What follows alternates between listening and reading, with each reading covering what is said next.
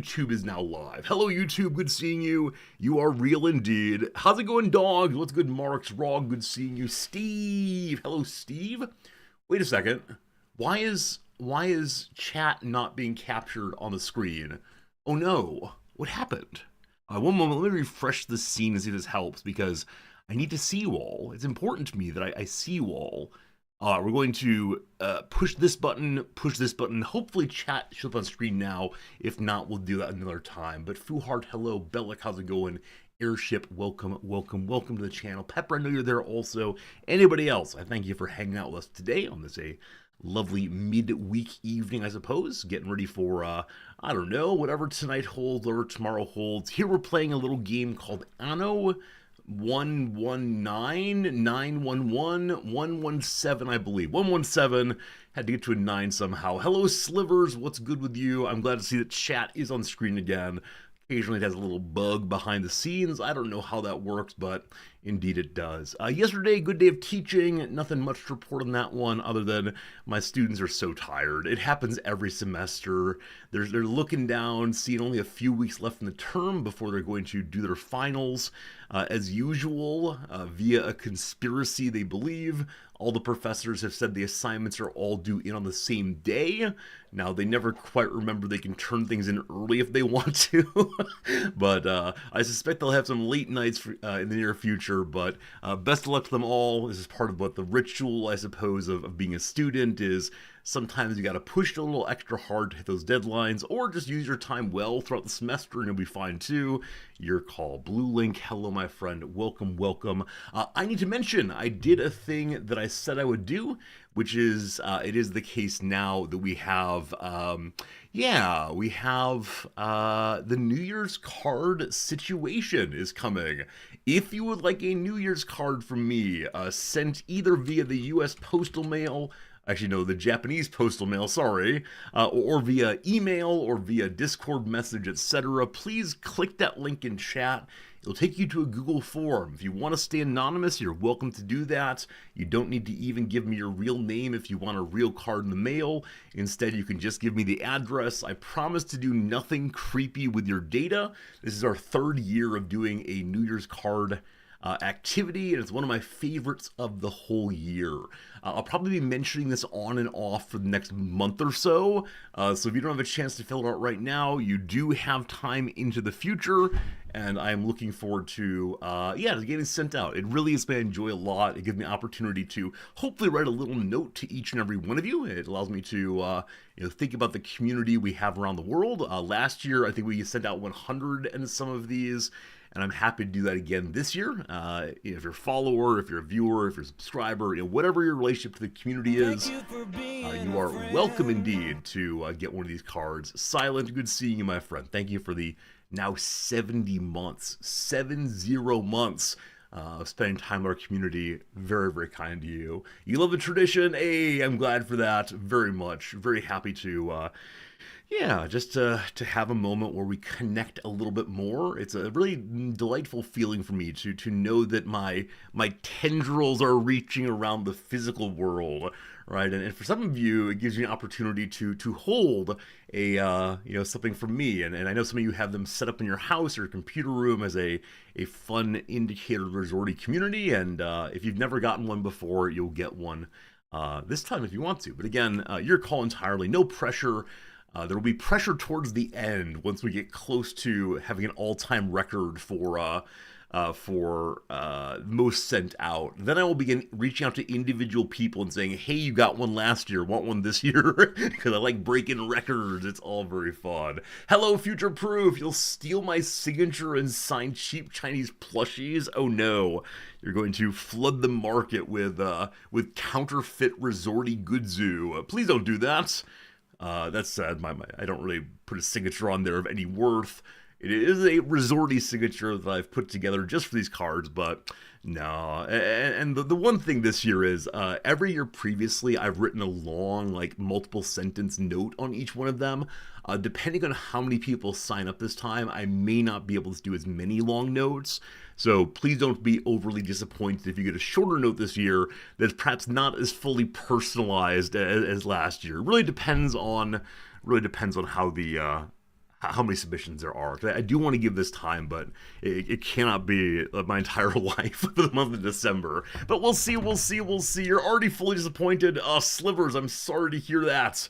Very, very sorry that I am unable to make your life satisfied. I may have to conscript Noms. I may have to teach her how to write in my handwriting, poor as it is, and fill out cards for me. This is like in the old world. Apparently, historically, some of the greatest writers and professors have had their wives do the grading, which is such a terrible thing.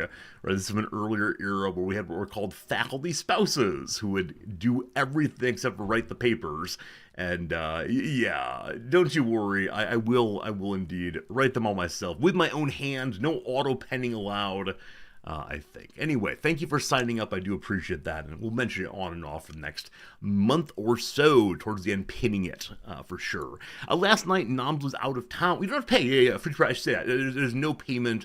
It's totally free. I will use the Resorty bucks earned from the channel over the month of December and November, in part to pay for this instead of buying more Magic cards or whatever else I do with the Resorty bucks. So yeah, no payment needed, totally free. Don't need to subscribe. It is just a thing I like doing to give back a little bit. So yeah, I need to maybe find a way to make it say more clearly that it is free to you.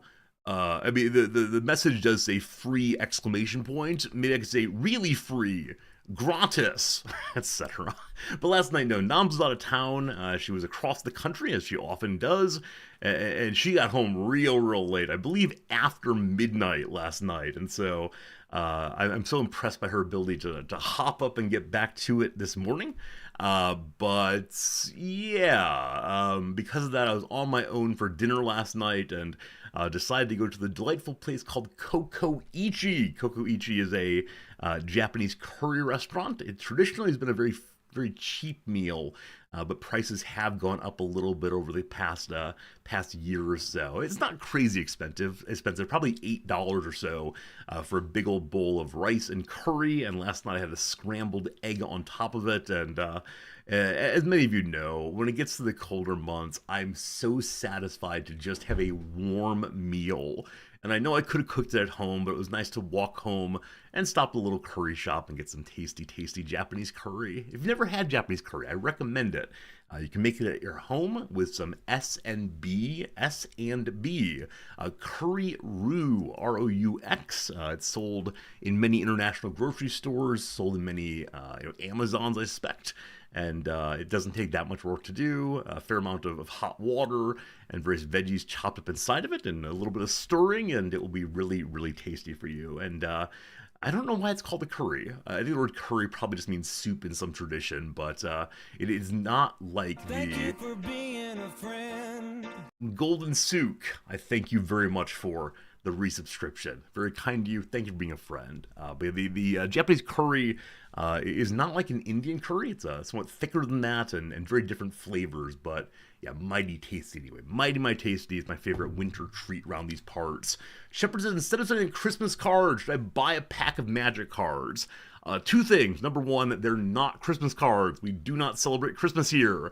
And so it is a New Year's card, which is supposed to arrive on New Year's Day. So one of the coolest things here is the Japanese Postal Service is all in on the Nengonjo, the New Year's card celebration. And so if you give them your New Year's cards within, I think, 2 days of New Year's Day, they will deliver on New Year's anywhere in Japan. And so they have all of these special cards that are delivered right on that day. It's the only thing delivered on New Year's Day, and it's a national tradition. And as I've mentioned previously, you can buy special New Year's cards from the post office that have a national lottery on them. So there's an incentive to buy these particular kinds of cards from the Postal Service because you might win big money by giving them out. And I think that's a whole bundle of fun. But no, New Year's cards number one. And then more importantly, It costs about 80 cents to a dollar, I believe, to send a card to anywhere outside of Japan. Magic cards cost more than that, unfortunately. The price of the price of even like uninteresting Magic cards are still a little expensive, unfortunately. But thank you. I will send you a card via email if you want, your choice. There's probably a documentary to be made about the logistics of Nenganjo. Blue Link, you're absolutely right. I do not know what the punchline of that would be, other than like maintaining a fairly old school national tradition in a time when so much has gone digital. But also, I mean, Nengonjo are sent out not only among friends, but also among business associates. And so for some business people, everyone who's given you their business card throughout the year should receive a Nengenjo. And that is a lot of cards. So, to what degree is the tradition maintaining the tradition, even though perhaps some people don't want to take part in it? I don't know, but yeah, there's at least something to do with Nengenjo, and I'm probably not the one to make that documentary, or not the one to write an article about it, but someone certainly could do so. That person would probably speak better Japanese. Though with that said, I could probably hire a translator. You're right though. I think I don't know anything made about it yet. You lost the business cards. Yeah, I think I've mentioned previously. Part of the end of year tradition here, at least for traditional conservative people, is after you've sent in a Nengajo to every person who gave you a business card, you then take the business cards to the shrine and have them burned there as part of a New Year celebration or New Year remembrance, I suppose. Because business cards here are seen as being really important. They're seen as being not only a sign of the relationship you're building, but also of the person. And so it's disrespectful to throw these in the trash can. Instead, you take them to the giant business card burning ceremony. And man, I've had to train myself substantially that when I get a business card, I treat it as if I were holding the person's hand all the way through. And so one does not mash it into the pocket. One instead puts it on the table and looks at it with appreciation. And probably quotes American Psycho while talking about the lovely paper, I suppose. Anyway, that's about all for me. Also went to the store and bought Nam some dirt. Nam is currently potting some plants and asked me for some soil. Yesterday I said dirt to my students and they said, "Oh, don't buy your wife dirt. She needs the finest of potting soils." And I said she told me to go buy these at the local 100 yen store. And yes, indeed, you can buy a small container of, is it 1 liter, maybe? Something like that. A relatively small bag of dirt at the 100 yen store, which is just delightful to me. The number of things you can buy there. I don't know if you could buy dirt or soil at the dollar store in the US. I don't think I've ever seen it, but I've also probably never looked for it. Regardless. How are you all doing? Anything you want to share with the class today, or should we go ahead and get on to our word of the day and other fun elements of what we do at the beginning? You got a jar of dirt. Is that a song, Wibble? I don't know. I got a jar of dirt. I got a jar of dirt. In this case, it is a bag of dirt. Bagged dirt. It's like bagged milk. So strange. I mean, a fair portion of my teenage summers were spent working at the Target Greatland Outdoor Garden Center. the only job that you were allowed to wear shorts for at my local Target. And man, Chicago summers get real hot, and a lot of sweating and helping people get their bags of dirt to their cars. And yeah, it was nice to be able to be outside instead of in the inside, in which the time never changes because the lights are so darn bright. But yeah, garden center work. I don't have the right aesthetics to see to see beauty and how I can create it with flowers. But I like seeing when people have done it, including Game Urchin. Game Urchin definitely has done some lovely landscaping in his time. Good seeing you, Game Urchin. Welcome. You remember Dollar Tree having random outdoor stuff outside the entrance? Probably so. Oh, also, okay, so the I Got a Jar of Dirt is a quotation by Jack Sparrow. I have still not seen any of the Pirates films. I do not say this with any feeling of honor or pride, I guess is the word. I say it only to inform you that it's yet another portion of life that I've missed out on. Your wife is planting 600 tulips in pots this month. I'm just delighted by your family's embrace of something I do not understand. My wife is really into flowers and plants and does not have time, unfortunately, to do that kind of thing she would love to do. So I'm hoping in retirement she'll be able to pot plants more often and plant plants and so on, but probably never 600 tulips. That's an impressive feat. Game Merchant, if you manage to capture them all in one picture and take a photo for us, we'd love to see it. Tulips are just so lovely. Do you live in your garden is freshly mulched? Yeah, I mean, mulch smells weird. It's a smell that is simultaneously like warm and inviting and also a little repulsive. The repulsion comes because I know it's coming from rot, I believe. But mulch does look so good when it's very nicely, laid out, and it's a sign of having taken time to make something look nice, I think. And yeah, of course, deciding how to spend your time is an important thing. And yeah, when people make beauty with it, it's wonderful.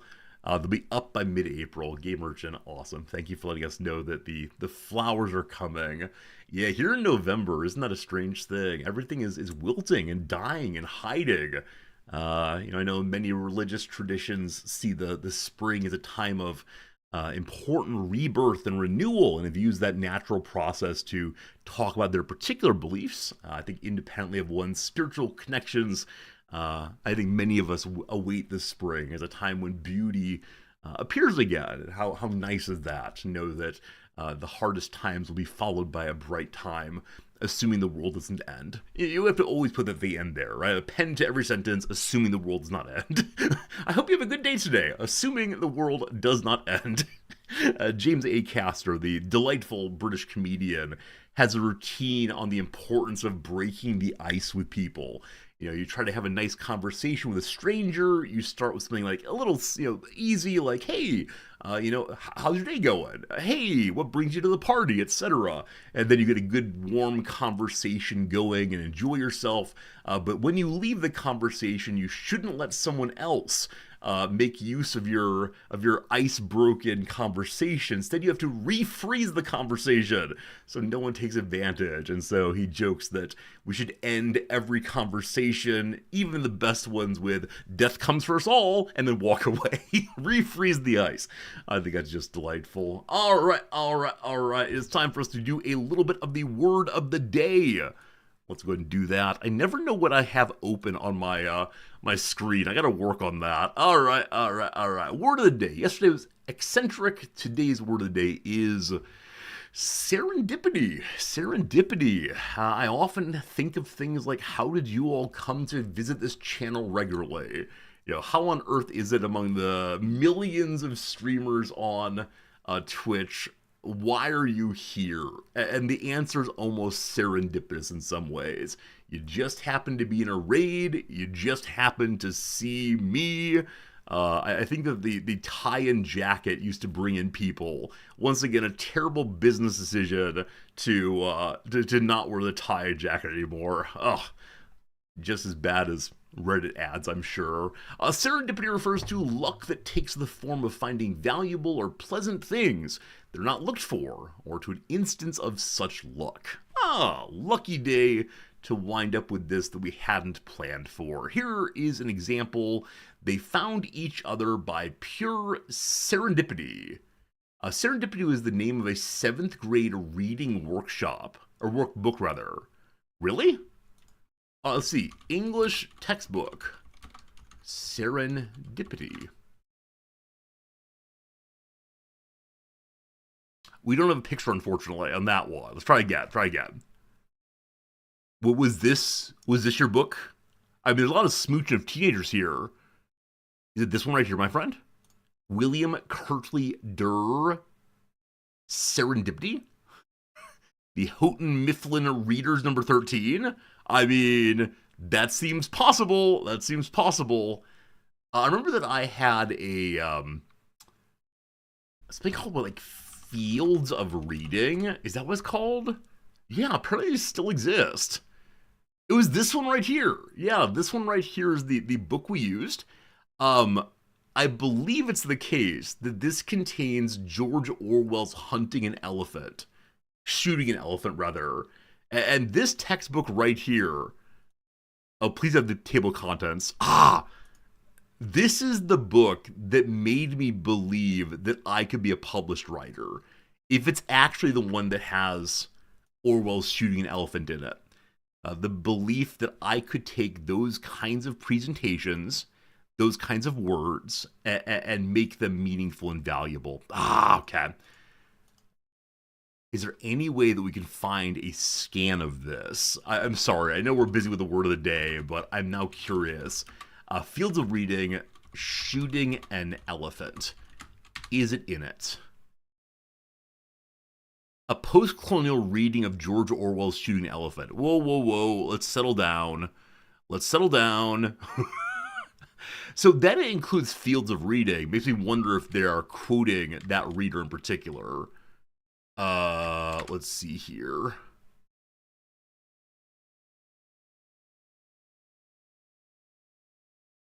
Okay. Thank you, cdetu.np. NP Nepal? Is this a Nepalese university to save me? Let's see, let's see, let's see.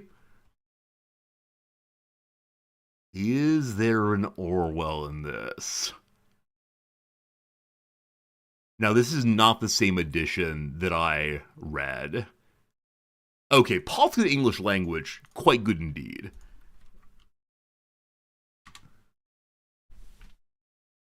There it is, my friends. 11th grade. This piece blew me away at what one could do with words. I want to be George Orwell so badly. I had a brief period of, I hope there's another Spanish Civil War so I can go sign up. Now, of course, there was the equivalent for a while in Kurdish territory, but didn't quite get there. Busy with other things, of course. Oh, that was good. That was good. I feel good about that one. Anyway, the word... I'm a very strange human. The word serendipity did not come about by luck. Rather, it was intentionally coined by the 18th century author Horace Walpole, who was eager to share a happenstance discovery he had made while researching a coat of arms. In a letter to his friend Horace Mann... What is that? Horace and Horace's friends.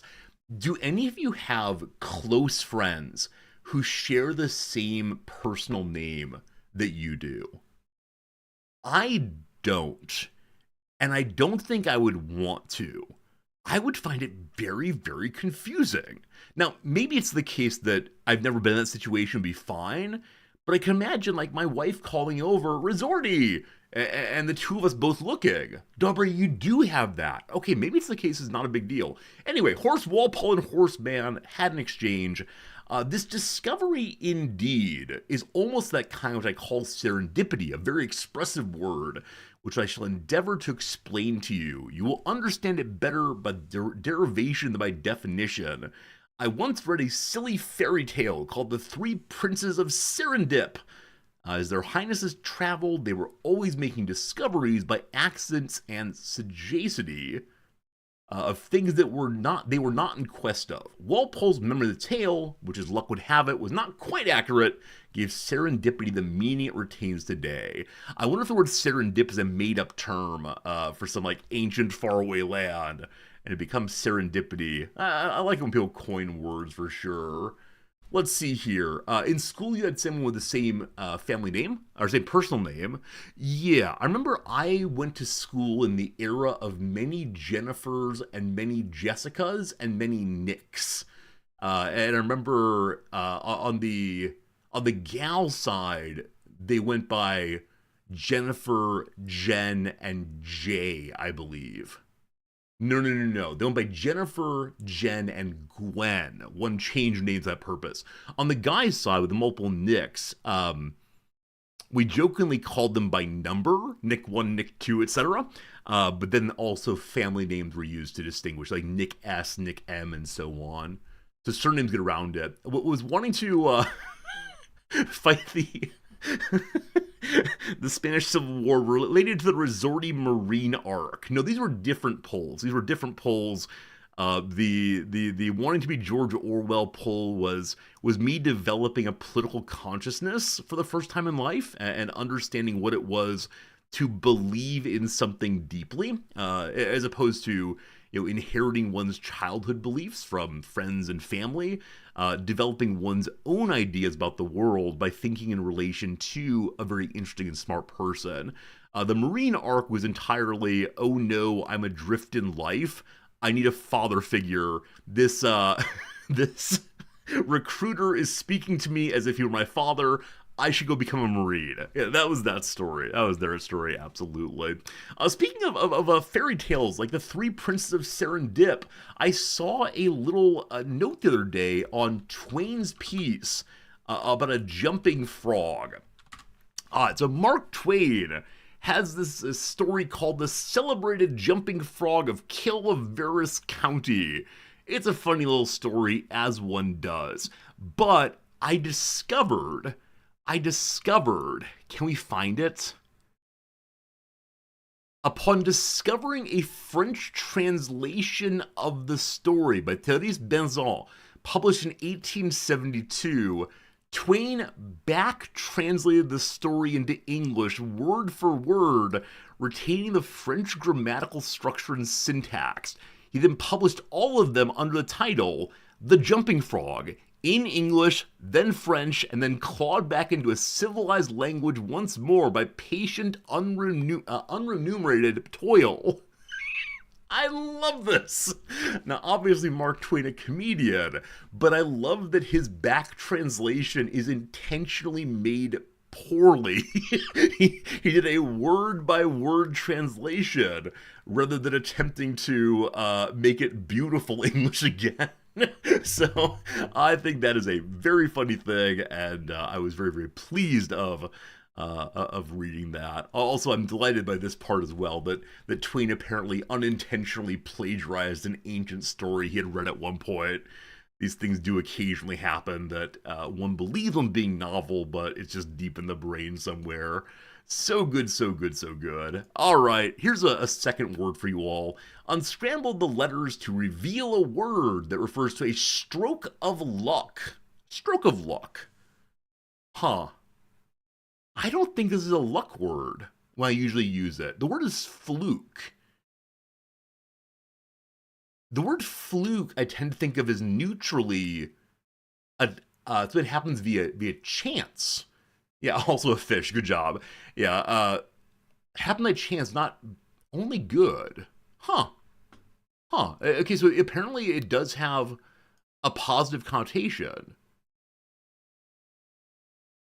Yeah. I'm struggling right now to think of a positive, a negative context I'd use it in. Like, my loss was a fluke. I don't know. A stroke of luck isn't necessarily positive. Isn't it? Isn't it? Unexpected good fortune. I don't know.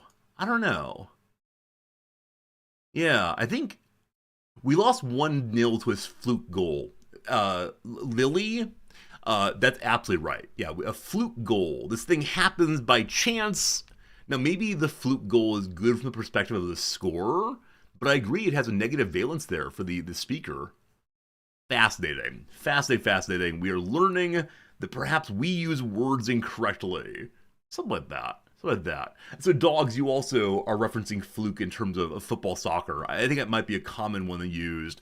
In the same way that I'm always so struck that there are particular set phrases used in football broadcasting. Now, this is probably true of all sport broadcasting, but because I'm later to watching English football, I probably notice them more.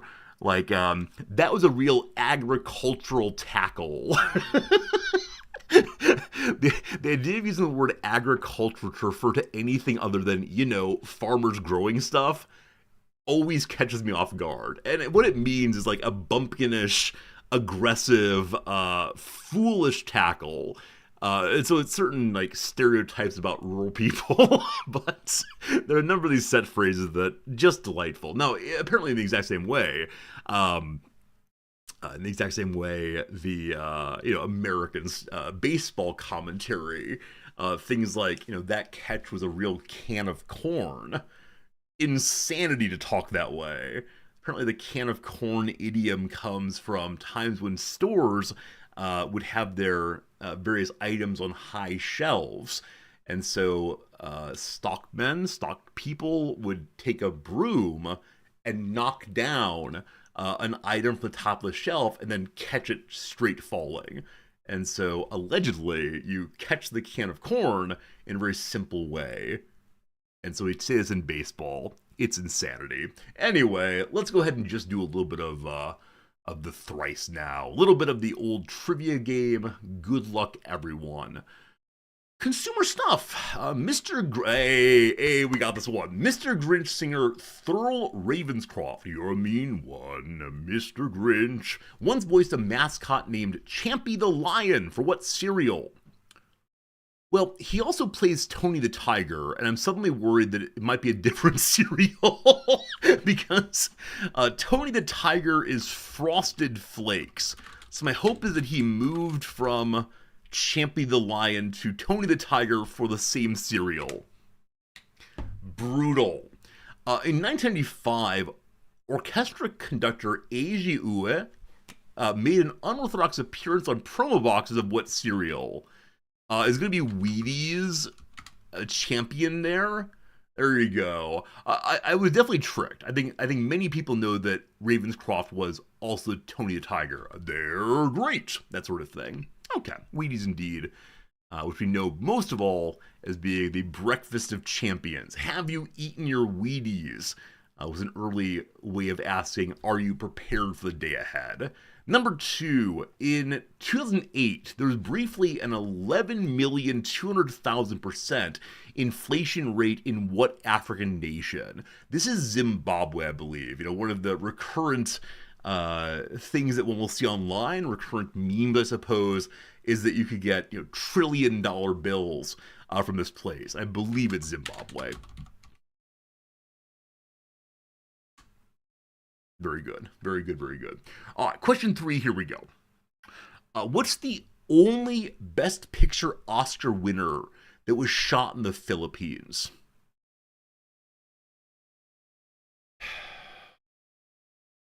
Okay.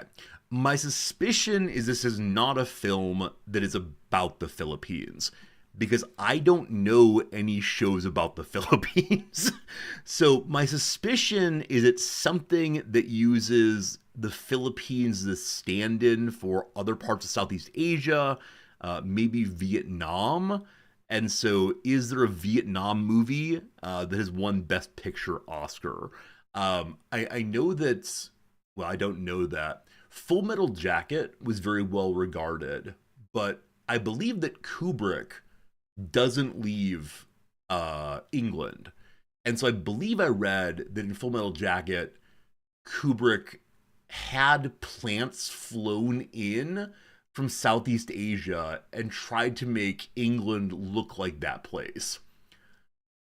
Unfortunately, I don't know any other Southeast Asia focused films that come to mind immediately as being best pictures in the Oscars.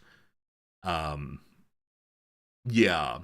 This is gonna be one of those I just don't know enough films, unfortunately. I hope you enjoyed the little story about Full Metal Jacket, which again may not have won Best Picture. I just don't know. I'm saying Captain Corelli's violin. Corelli's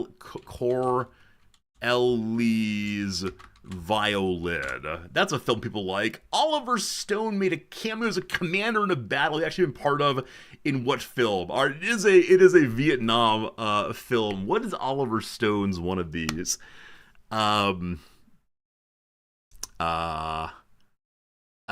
Is it Platoon?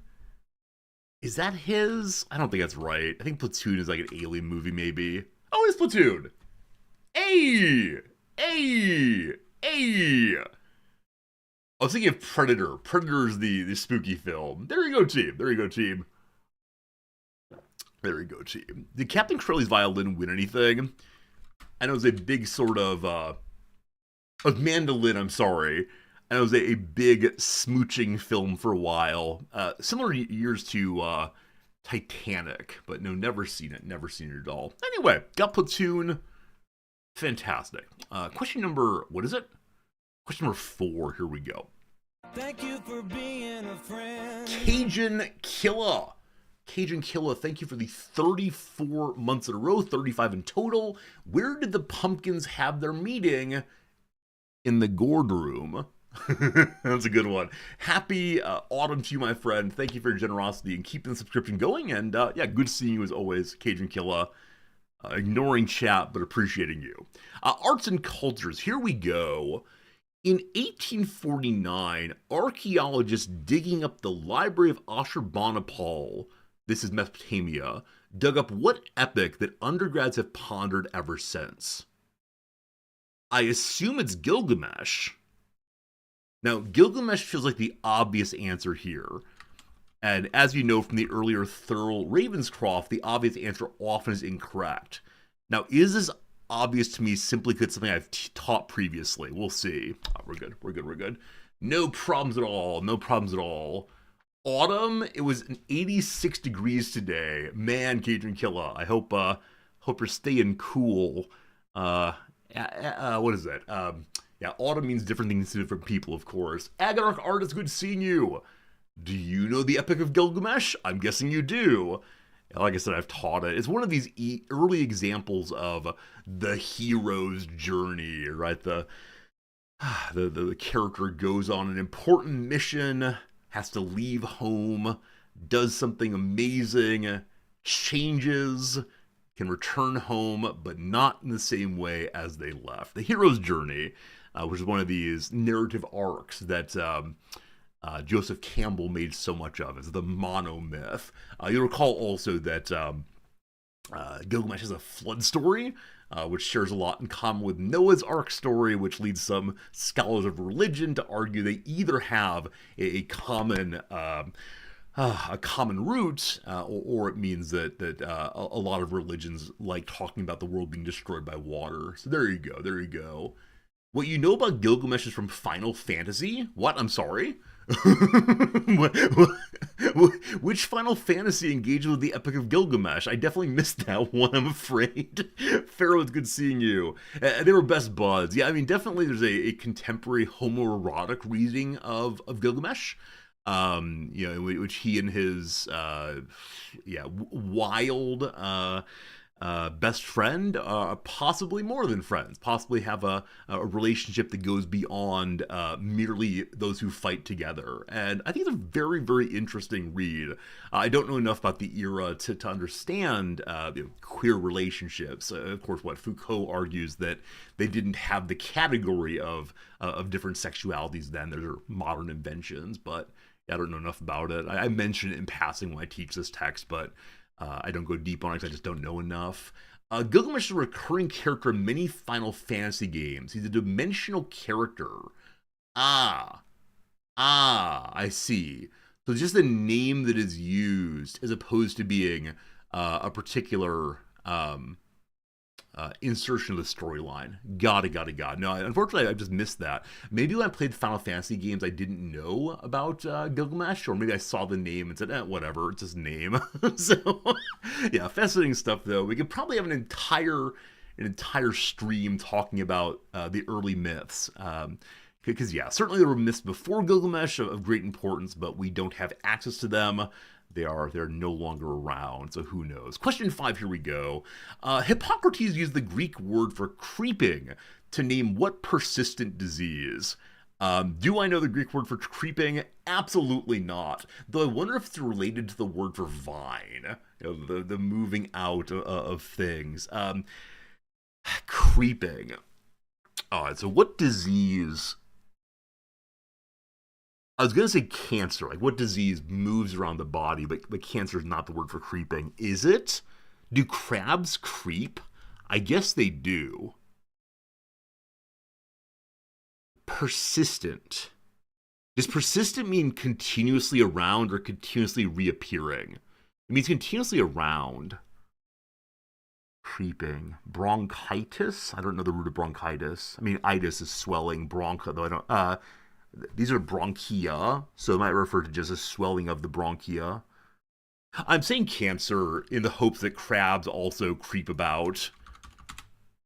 Rough. Even as you read this, oh, it's herpes. Even as you read this, more than half of the Earth's population is infected with the simplex 1 or 2 variant of what virus that also causes shingles. I had no no, I have no idea about that root. Fascinating. Fascinating, fascinating, fascinating. What words do we know that share a root with herpes? Creeping. I mean, there's herpetic, which is the exact same word. Herpetology is snakes. You're absolutely right, Dogberry. Yeah, herpetology, the study of snakes. And snakes are amphibians generally, and amphibians crawl around on the ground. That is fascinating. Really good connection there.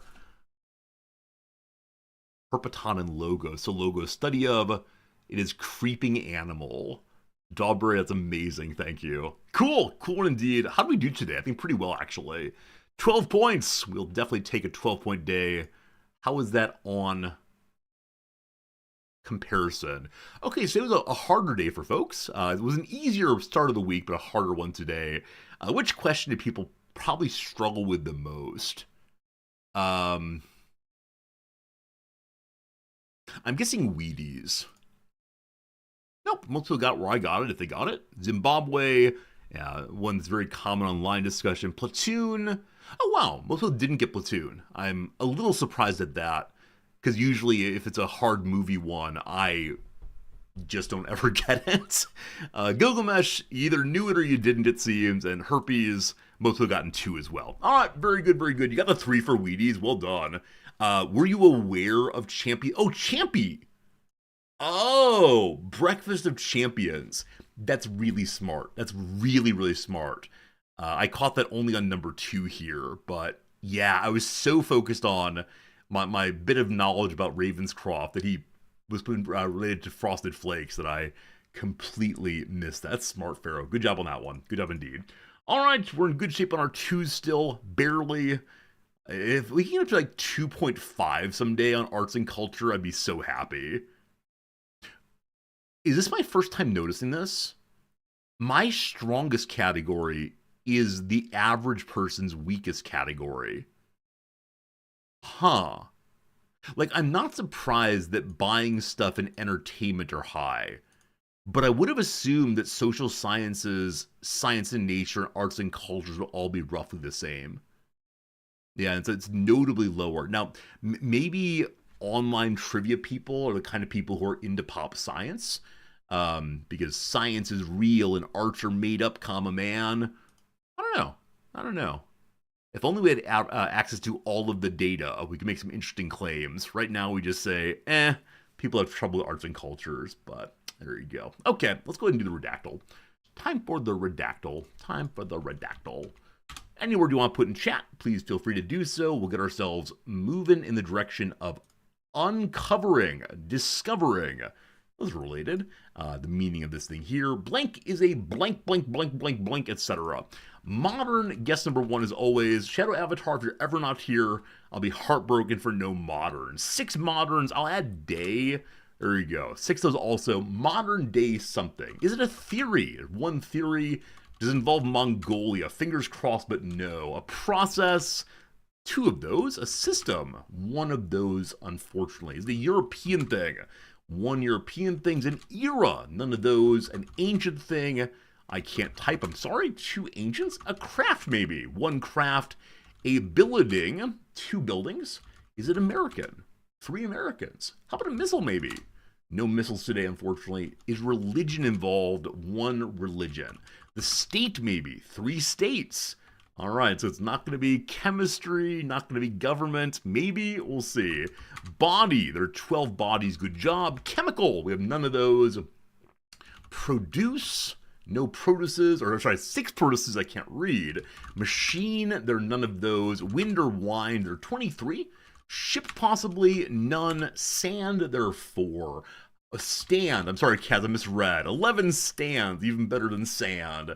Is it an accidental thing? None of those. A science thing? One of those. The airplane, no humble airplanes, nor any washes. A piercing, maybe? None of those. A tattoo? None of those, unfortunately. Jump, no jump on it, jump around. Tools, there are no tools involved. Comedy tonight, no. Diving, one of those. Platform, 2 of those. Huh. Platform diving, that's a striking way of going. The horror, none of those. We did state before, I believe. Process, I think we did before. We did. Sport, there's 16. Air, there are 18. Some kind of sport. What kind of sports are going to be? Is it acrobatics? None of those. A tattoo, I think I did before. Indeed, I did. Water, there are 56 waters. Some kind of water sport. Javelin, we have misspelled, I'm sorry. No javelins. Aerobatic, none of those. Is it a vault? None of those. Is it an Olympic sport? There's one Olympic somewhere. Polo, none of those. Is it a sailing thing? No sailings. What other water sports are there? Oh, no. Rowing, none of those. Water polo, all one word, no. The canoe, no competitive canoeings here. Swimming, maybe. 7 swimmings. 7 swans of swimming. Blank is a blank water sport, in which in blank, etc. Is it crew, a different word for rowing? One of those. Is it a competitive sport? One of those. Dragon boat, I love it. Dragon boat, none of those. The kayak, there are 2. Olympic with no S, there are 4 of those. How about a paddle? I'll go do a different spelling on that one. 17 paddles. How about a ball? No balls. Rowing, I think we did before. Rafting, there's no rafting. Surfing! Hey! Shepard got there first. That paddle really helped quite a bit. Surfing is the answer today. Well done, everyone. I believe that surfing is going to be tried in the U.S. Olympics. Is that true? Or has there already been Olympic surfing? I cannot recall. This is really an AMA. Pimp, it's good seeing you. So usually when someone comes in and says, is this an Ask Me Anything? They're going to ask something absolutely terrible. So yeah, ask me anything. I might just ban you. Your call. Your call. My answer is no. No, Pimp. I would encourage you not to do that. There you go. I have no idea what you're talking about. The answer is no, though. Good job indeed. Surfing is a surface water sport in which an individual, a surfer, or 2 in tandem surfing use a board to ride on the forward section or face of a moving wave of water, which usually carries the surfer towards the shore. Waves suitable for surfing are primarily found on ocean shores, but can also be found as standing waves in the open ocean, in lakes, in rivers, in the form of a tidal bore, or in wave pools. Other questions about football? Unfortunately, of the many streamers on Twitch, I know perhaps the least about American football. I know that like the big rookie is Shador Sanders. Is that right? Deion Sanders' kid. Occasionally, I watch people open boxes of football cards and baseball cards. I find it delightful. He's not the big rookie. I thought. So there's a guy named Pac-Man I watch, and he's been complaining about this year's class, claiming that they're all injured or bad. But Sanders, he's collecting because he believes he'll come around. Is that true? I don't know. I apologize. This is not about who's actually good at football, but what cards are being collected by people I watch. So I don't know. I apologize. Anyway, surfing. Good job learning about surfing. Surfing was done back in the Paris Olympics. What are the new sports U.S. Olympics? What are they going to be adding in? Flag football and squash. Back with baseball, softball, and cricket. Squash. Isn't this the recently developed racket sport?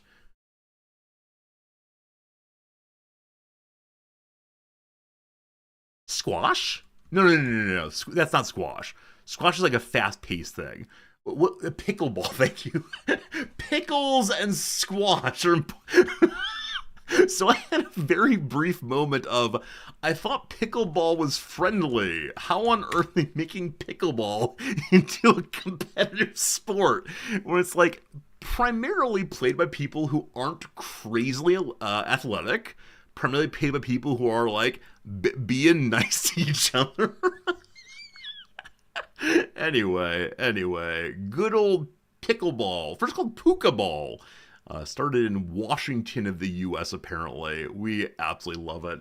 Friends, as we're continuing our intro, I will mention we are just now starting our yearly New Year's card giveaway. If you want me to send you a New Year's card by mail, by Discord message, by email, by carrier pigeon, or otherwise, please do sign up in that form in the chat right now. I'll put it over on the YouTube also just in case.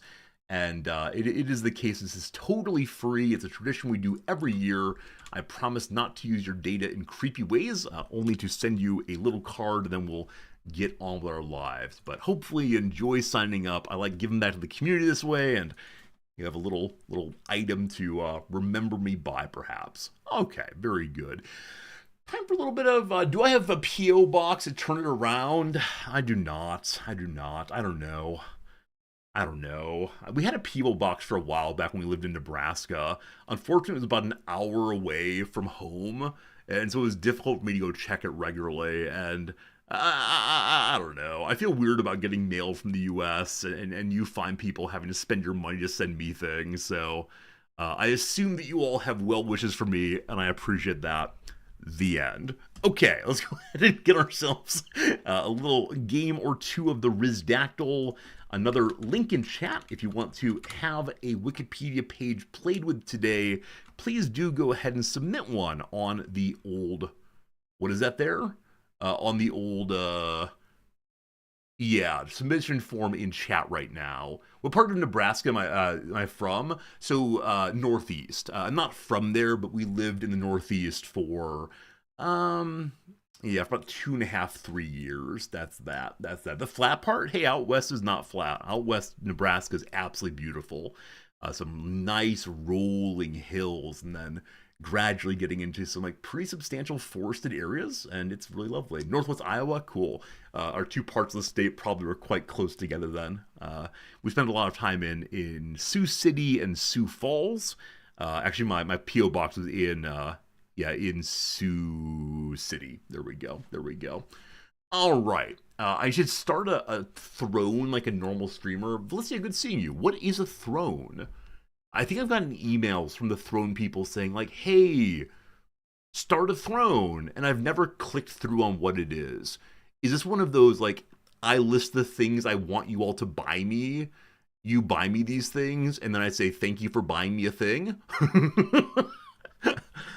I've never done this. I mean, one time as a joke, I said, if you help me to raise money for a PS4 right now, I will play Bloodborne on stream, I believe. And we did it very, very quickly. But yeah, I tend not to be pressury about yum, give me things. I don't know. I don't, yeah, anyway. Let's go ahead and do one today. Friends, I'm pulling up a Wikipedia page right now. Oh, that one's funny given what we did already today, but no. That might be too hard.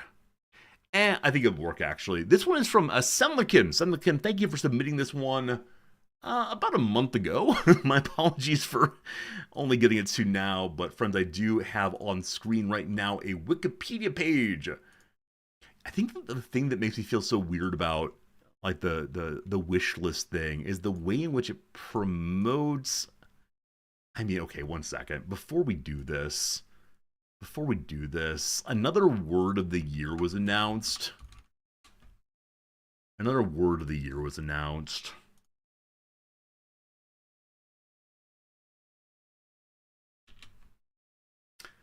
I have worries about the wish list thing, especially when some streamers use it for like, hey, buy me some underwear, and then you can know that you're the person who bought me some underwear. I don't know. I don't know. Feels weird, man. All right, we'll go ahead and do this now. Thank you for the questions already. Here we go. Is it a person? No. Is it a place? No. Is it a concept? Yes. Yeah, it's a concept is the correct category for now. Yeah, definitely. Could you send it to a P.O. box? It is non-tangible. Your dog stole your underwear? Tyrion, that dog deserves it. They just want a toy. Is it your underwear? No. Is it man-made? Yes, it is man-made. It's easy not to request underwear. I think of it as just like part of a broader scheme. And I realize that my not taking part in it changes nothing. But also I don't want to be greedy. I think that's what it comes to. I would feel like I could only put things there that were like $5 or less. But there's nothing I want that's $5 or less that I wouldn't just go buy for myself, I think. But the idea of like, man, anyway. Is it STEM related? Yes. Is it an adage? No. Is it cacocracy? No. Is it taught at a university? Yes. Is it related to arts and culture? No. Is it naturally occurring? No. Is it a financial concept? No. Is it found in nature? No. Is it scientific? Yes. Is it a formula? No. Is it from economics? No. There you go. Wino, please don't guess too many times in a row. Give other people possibility to play as well. Is it chemistry? No. Physics? No. It's above your IQ? It's not. This is the kind of thing I think that the majority of us would know about. Is it artificially developed? Yes, indeed. Artificially developed, absolutely. Absolutely artificially developed. Wino, no problem at all. It's just, if only one person is playing, or one person going a lot in a row, I feel like we're not doing it as a community activity. So, we give people time to think. Not physics, not chemistry, not economics. Is it food coloring? It is not food coloring, no. Is it a drug? This reminds me of Kesha's song, Your love, your love, your love is my drug. But no, it's not a drug. Not a drug at all. Is it related to mathematics? Indirectly, yes, but I would not see this taught in a mathematics classroom, no. I mean, who knows what the math people teach, but is it technology related? It is a technology, but not in the sense that most people think of with computers and so on. But it is a technology. Is it taught in the high school level in the USA? Yes. Can it be taught at middle school also? Yes, I think. I think middle school is the lowest we'll go on this one. Is it a theory? No. Is it taught in physics? No. Is it robotics? No. No.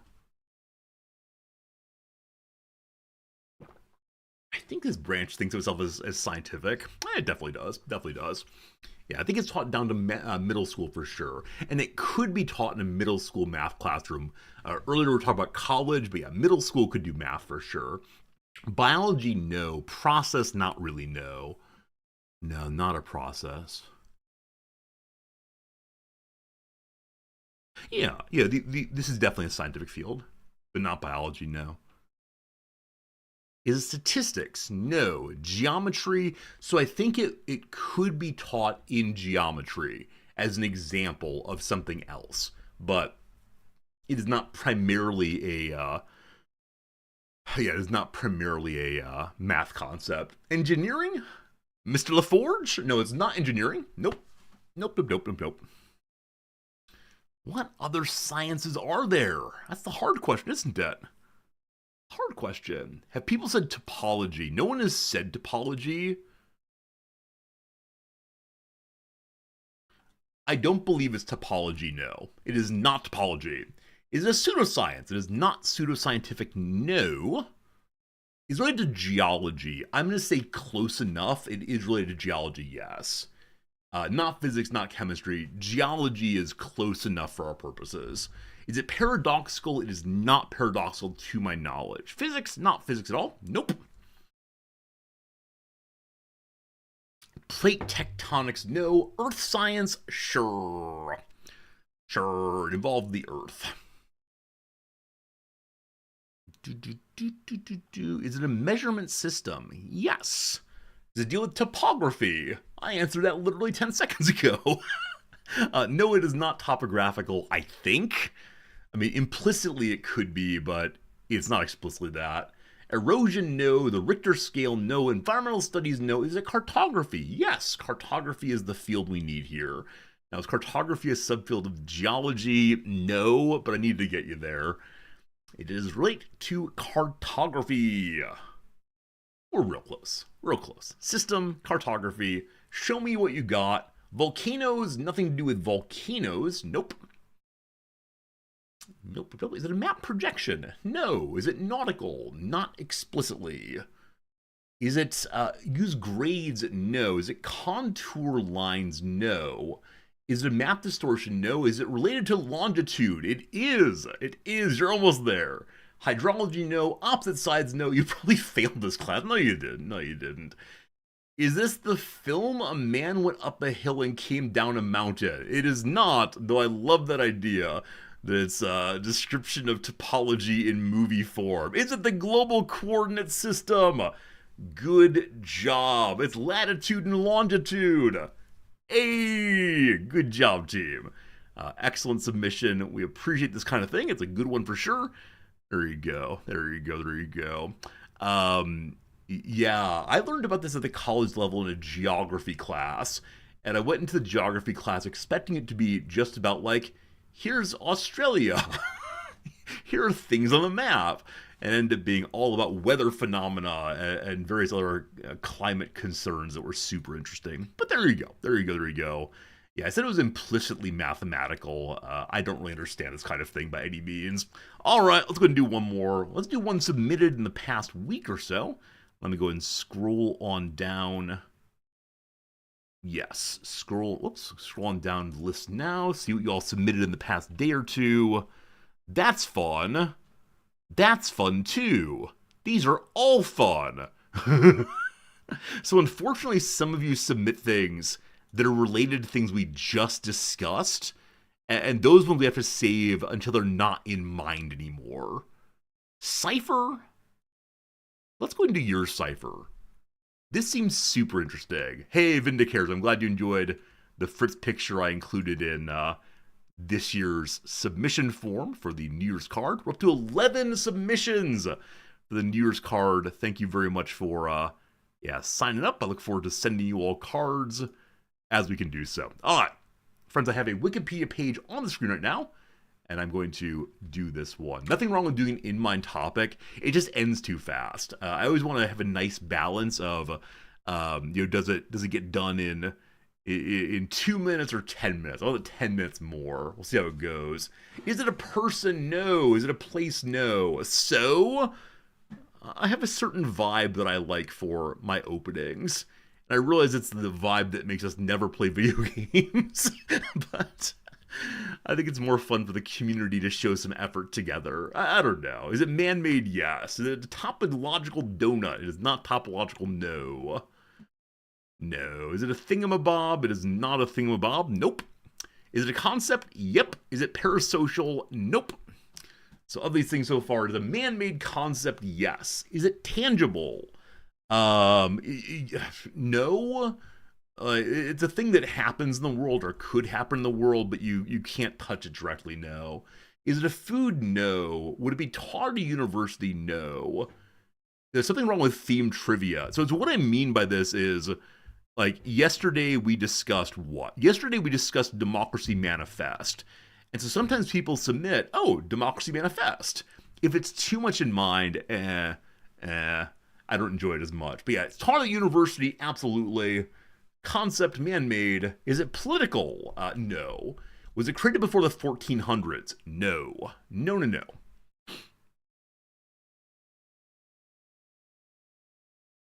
Was a discussion involving the Australian guy? Yeah, Wino Gamer. Our current pop-up for 5 gift subs is the Australian guy. Absolutely.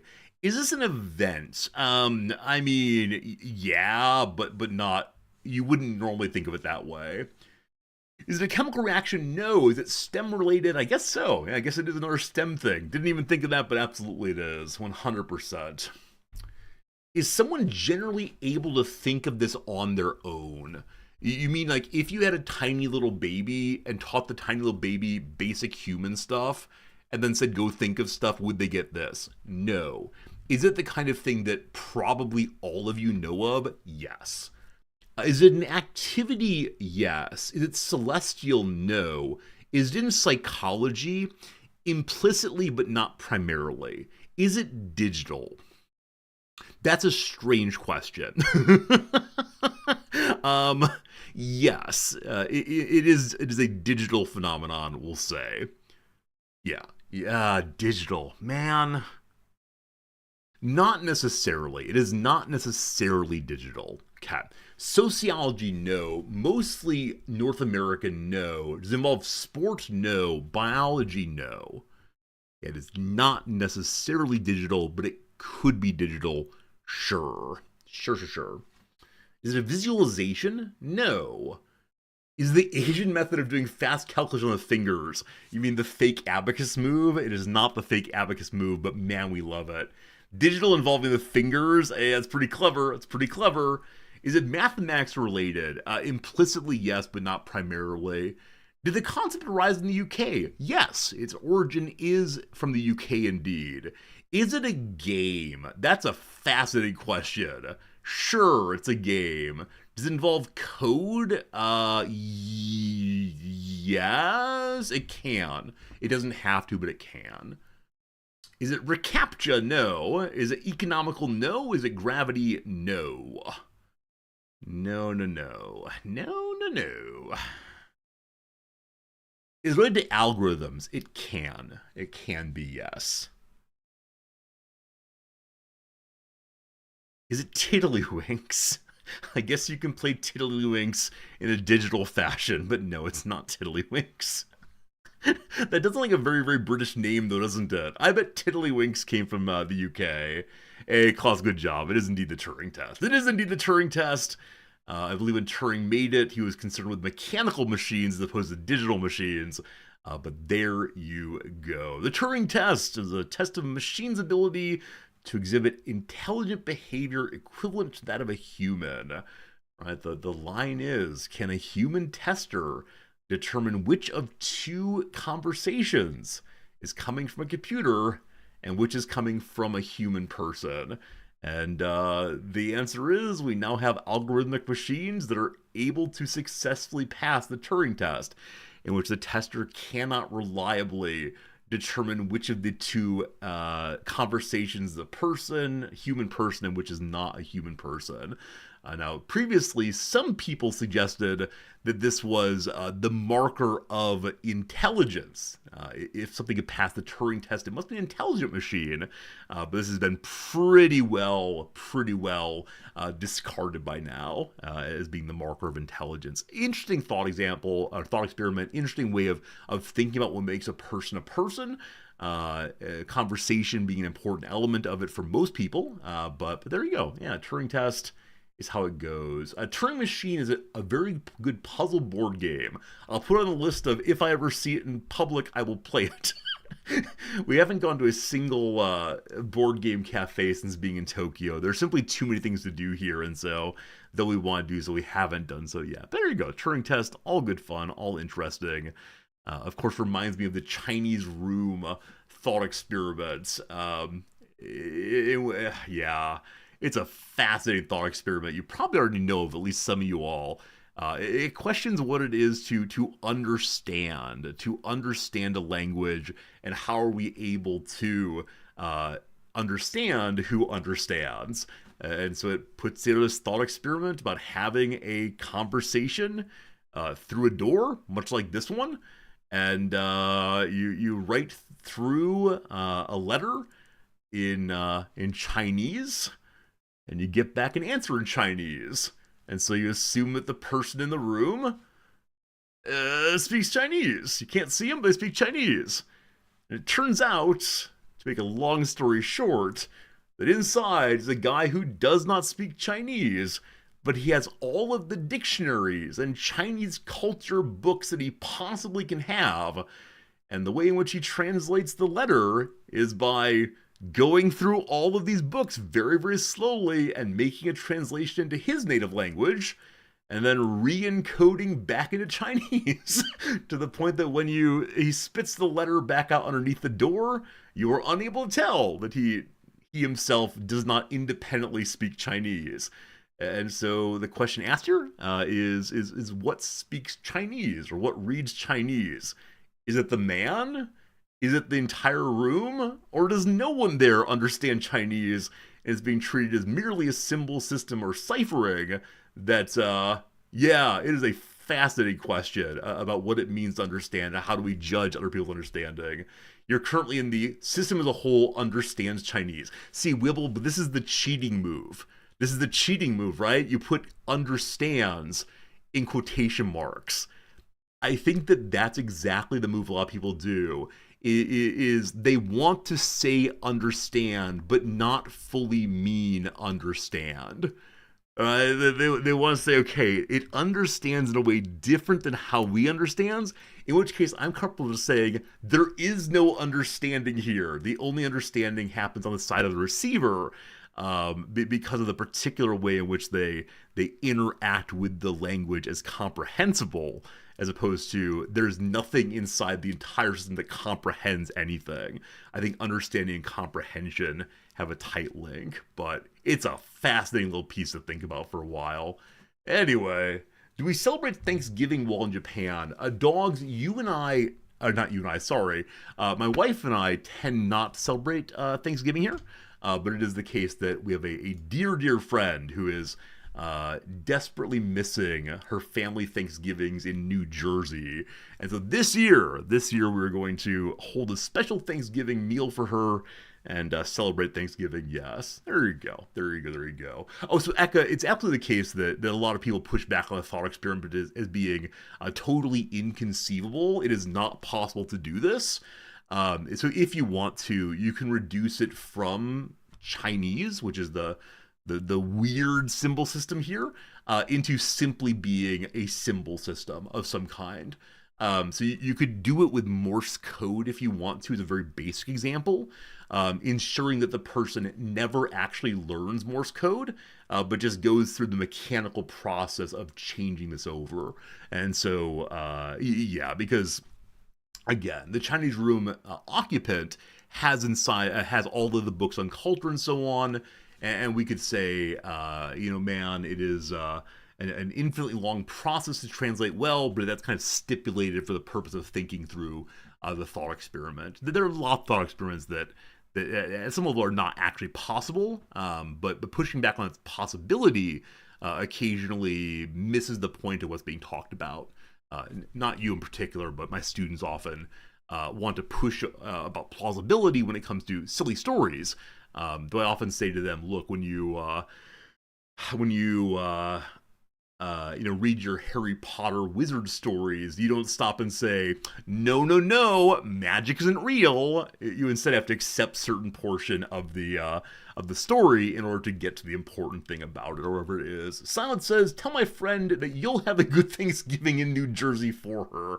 I mean, I'll find a way to mention that some viewers are from New Jersey and they wish her well. I think that would be good enough to delight her. She always appreciates it when I tell her that there have been like positive interactions on stream that involve things she cares about. So there you go. I'll pass that on for sure. Can you say the Chinese room doesn't understand Chinese because you can cause it to fail by removing a small number of parts from it? Pharaoh, it's an interesting question. I mean, like, again, the nub of this thing is, what does it mean to understand, right? Because I think I agree with that, right? There are lots of things that I say I understand, but if you poke at it in the right ways, if you say, oh, this concept is not quite true, ooh, something I don't understand, and what on earth happens then? So yeah, I think that the Chinese room story there have been so many responses to it. I'm not a philosopher of language, so I only know a very small portion of the possible responses to it. So I can give the undergrad version, but not much past that. But yeah, it asks us to think about understanding, about language, about encoding. There's a lot going on. This is Frank Jackson, right? Let me make sure that this is actually Frank Jackson. I didn't want to say that earlier. Or is it Jerry Fodor? It's one of these two. Chinese room.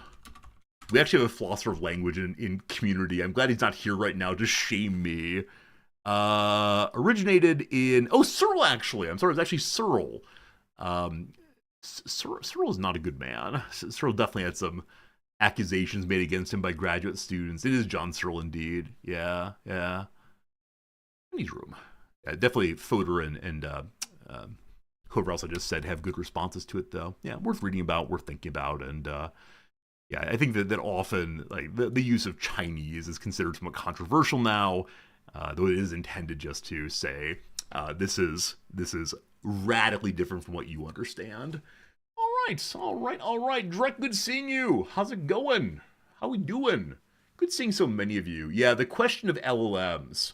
Yeah, I know a number of you are noticing that the LLM element raises a different element to it. So, I mean, yeah, I haven't thought about LLMs in terms of the Chinese room.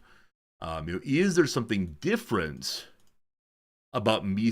Perfectly Chinese. Thank you for listening in Google. I appreciate it. Right? Is there something to be said for me going, hello, John Searle, and then I copy this and paste it on a sheet of paper and print it out and send it out. Um, does the system that is the LLM plus me plus the printer count as understanding Chinese?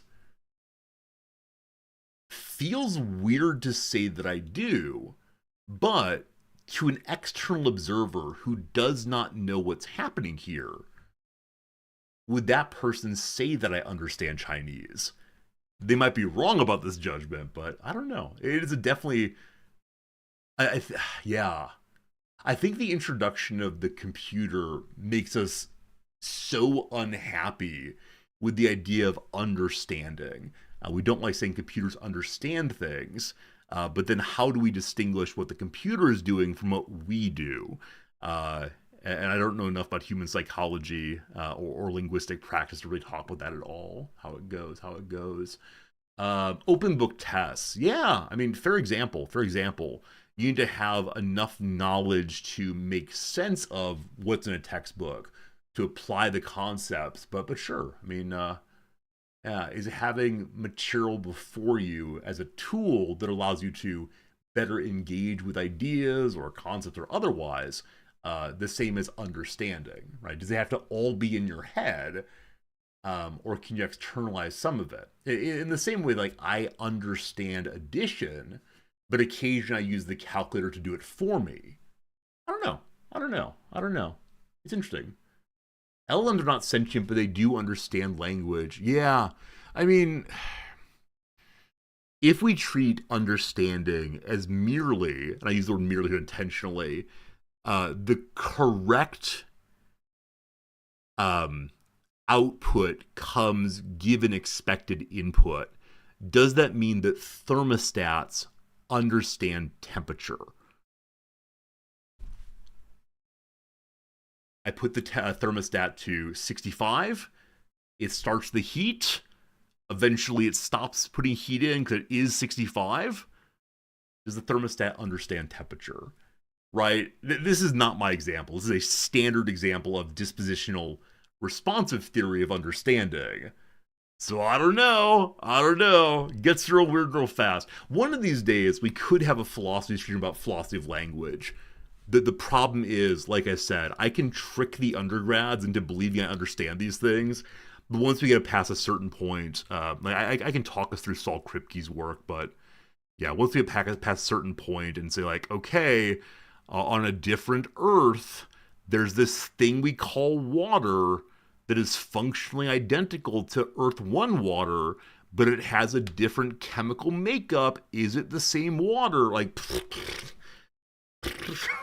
I just don't care. I mean, honestly and sincerely, this is my greatest problem with philosophy of language. After a certain point, I genuinely do not care. And so I drop out of the conversation a little bit. So that's how it goes. Yeah, like games, you can say that you really are a thermostat also. Your understanding of temperature, because you don't know that much about it, is exactly the same as those who understand or the thermostat. Is there a deeper understanding and a shallower understanding? Possibly. There's a lot of ways to go on these things, and I find them all fascinating until I get bored. As many of you know, social political is my specialty, and so I often do ask with the pragmatist, what is the cash value of thinking this way? Now, when it comes to things like LLMs, things like AI, so to speak, I mean, if we say that understanding the world, whatever that means, is a marker of real intelligence, whatever that means, then suddenly this question matters a lot. Because if we believe that one of the markers of moral worth is intelligence, which might be wrong, but if you believe that intelligent things are more worthy of moral worth than unintelligent things, then man, are we getting close to needing to treat the computers with respect? You better say hello, have a nice day to your computer, or else. All right, let me go and put in the correct category. Friendly ineptitude continues. And as I mentioned throughout the stream, if it is your first time here, you might consider typing an exclamation point New Year's card. That's not true, sorry, NY card, New York card. And I'll send you a New Year's card from Tokyo to your home for free. That'll be fun. I think. All right. I don't. No. I always say hello to the various LLMs.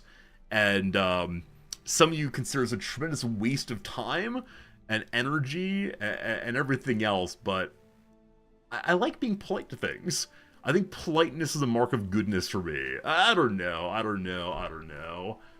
I used the wrong name. Wrong, don't remind me. I do greet Gemini as ChatGPT, because I think that's pretty funny. I'm rude to the machine. Oh no. Friends, we have an ad break coming in just 1 minute. I'm going to go ahead and use this opening ad break to take my quick little break away from the computer for today, and I will get back in 3 minutes when the ad break is done, and then we'll begin playing our game in earnest once more. I'm pretty excited for it. We are going to focus on the story more today than merely on building up the city. I will catch you up on what the story is in just a few moments. For now, though, AFK for 3 minutes, and thank you for hanging out. Thank you for being a friend, and see you in 3. Appreciate it.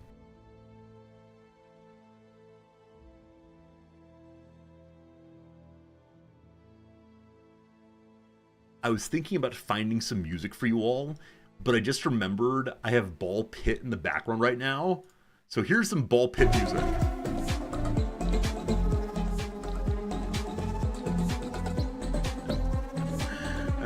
Good.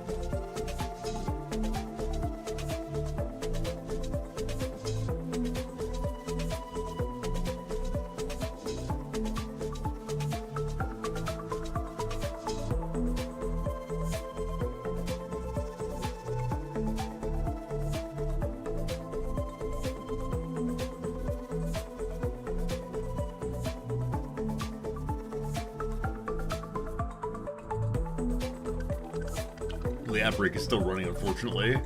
I guess it didn't start quite when I wanted it to. We have 2 minutes and 15 seconds to fill if we're going to do a good job of not playing when the followers can't see, unfortunately. Enjoy the music. Yeah, unfortunately, Anno has almost no music. It is very, very quiet. It is very, very peaceful in a way. In part because I turned down the music volume to make the voice volumes even louder. So who knows? Who knows? Anyway, good seeing you all for sure. I'll go ahead and load up the game now, and then we'll chit chat about this and that until the ad break is over. I think. We have a story so far update as always, and I think we're gonna play this game for I don't know, the rest of this week probably. We played Ball Pit in the background. Okay, so the trouble is, where is it? Where's Ball Pit? The trouble is, you can't save mid-level, and so, yeah, we can't save mid-level, and so because of that, like I'm halfway to the boss, and the game is lagging a little bit, having a second game open. You can just fail. Yeah, I don't like failing though. So usually after, like before stream, I'll be playing a level, and then it's time to go get ready for the day, and I'll just leave it running in the background until stream's done, and then I'll go ahead and get back to it. So if you've not seen this game, it's a really fun one. It's a fantastic game in which one plays as a character and shoots some balls and levels up more and more to play harder and harder levels, etc. And we have 30 seconds left. I'm not getting to the boss, etc. But it's a lot of fun. It's a lot of fun. I just dislike wasting my time. And so if I fail a level, intentionally, not just like by playing poorly, but instead by quitting out, I feel like I've wasted time before. Letteros, thank you for the follow. I swear we are playing a game today called Anno 117. I'm just wasting time while the ad break goes by. My intention is to get to the boss fight and then we'll pause again. Maybe today for ad breaks, we'll just play this instead of the crossword puzzle. Who needs intellectual material? Got this. How long does a playthrough take of this game? I mean, actual level, when you're first starting, takes about 15 minutes or so. And then, if you're doing earlier... Yeah, if you're doing earlier missions, it doesn't take that long as you get stronger. So I built my character explicitly for this fight. In this fight, one has a bunch of very small targets as opposed to one big bopper enemy.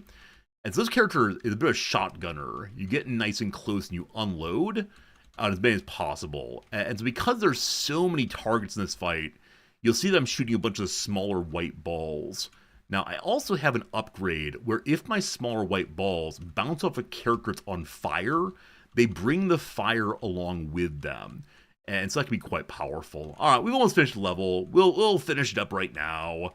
We'll finish it up. It's a roguelike game. Yeah, you're able to collect different upgrades on different missions as you go through. And, you can build your characters differently. And there are many, many characters and so on. And, there's also a fun little base segment where you're going to build up a pile here. I've tried playing at faster speeds. I believe I just played on that level 2 or maybe +1. I can't remember. But yeah, I do enjoy going to the harder and harder levels, of course, and playing more betterly. All right, back to our proper game. I thank you for being here. Let's go and get back into it. The story so far, we're playing as a woman named Marcia.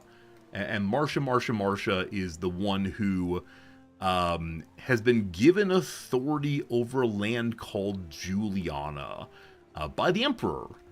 It turns out, though, the Emperor is in league with a slaver. The Emperor is in league with someone who wills the bad onto the Empire.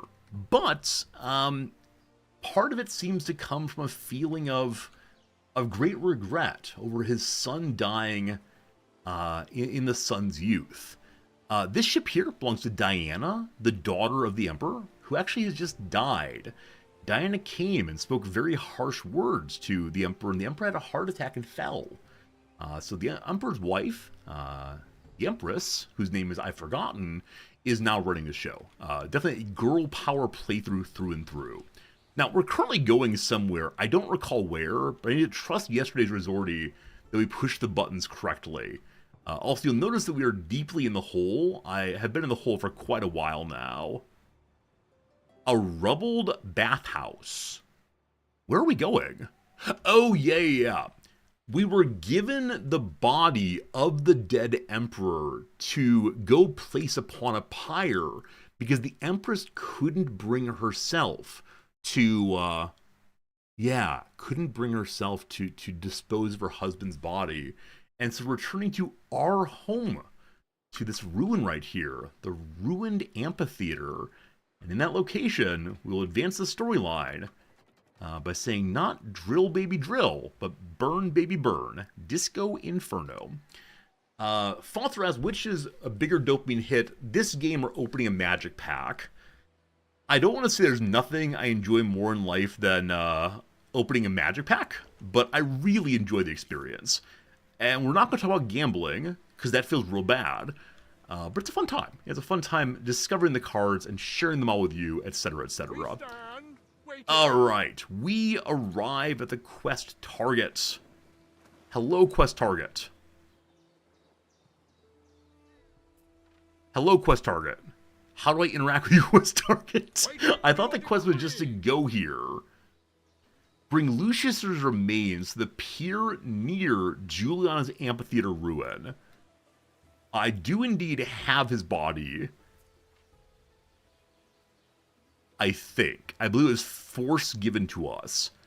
Even though my ship is full. So, left click? No. Right click? Did I break the tutorial?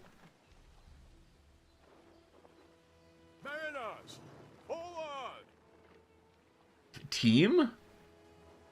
Did I load on a ship? I mean, my ship is full. Oh man, I thought I looked for it. And so because it wasn't in my ship, I assumed that it was like a quest item that couldn't actually appear in your ship.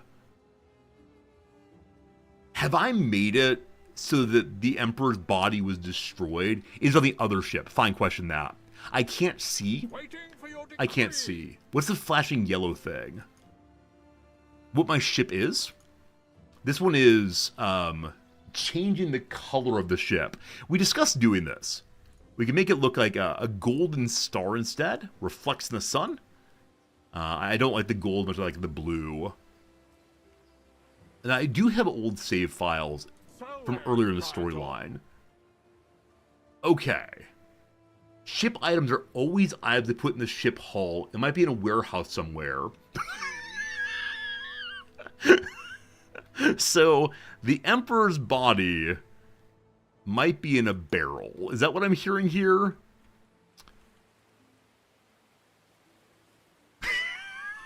Indeed. It is in the ground as flotsam right now. They threw the Emperor's body into the water. Oh, no. Alright, we got a little bit of time right now. A little bit of time to figure things out. Unfortunately, I haven't been able to trade the things I've been carrying around. I believe that the game believes that one should not be carrying items at this point, because trading is not yet part of our game world. It'll be added in pretty soon, I believe. Well, that's not ideal. That's not ideal indeed. Bad game, not bad tutorial player. I thank you for that. We do try our best, but shame on the game for throwing the Emperor's body in the water. Okay, what was I trying to do here? Oh, I think I discovered we have... Yeah, we actually have more middle-class people than lower-class people right now. Which I think is fine as long as people are doing their gerbs. Now, over here is the nicest part of town. They're still waiting for their soap. And we haven't unlocked house supplies, I believe.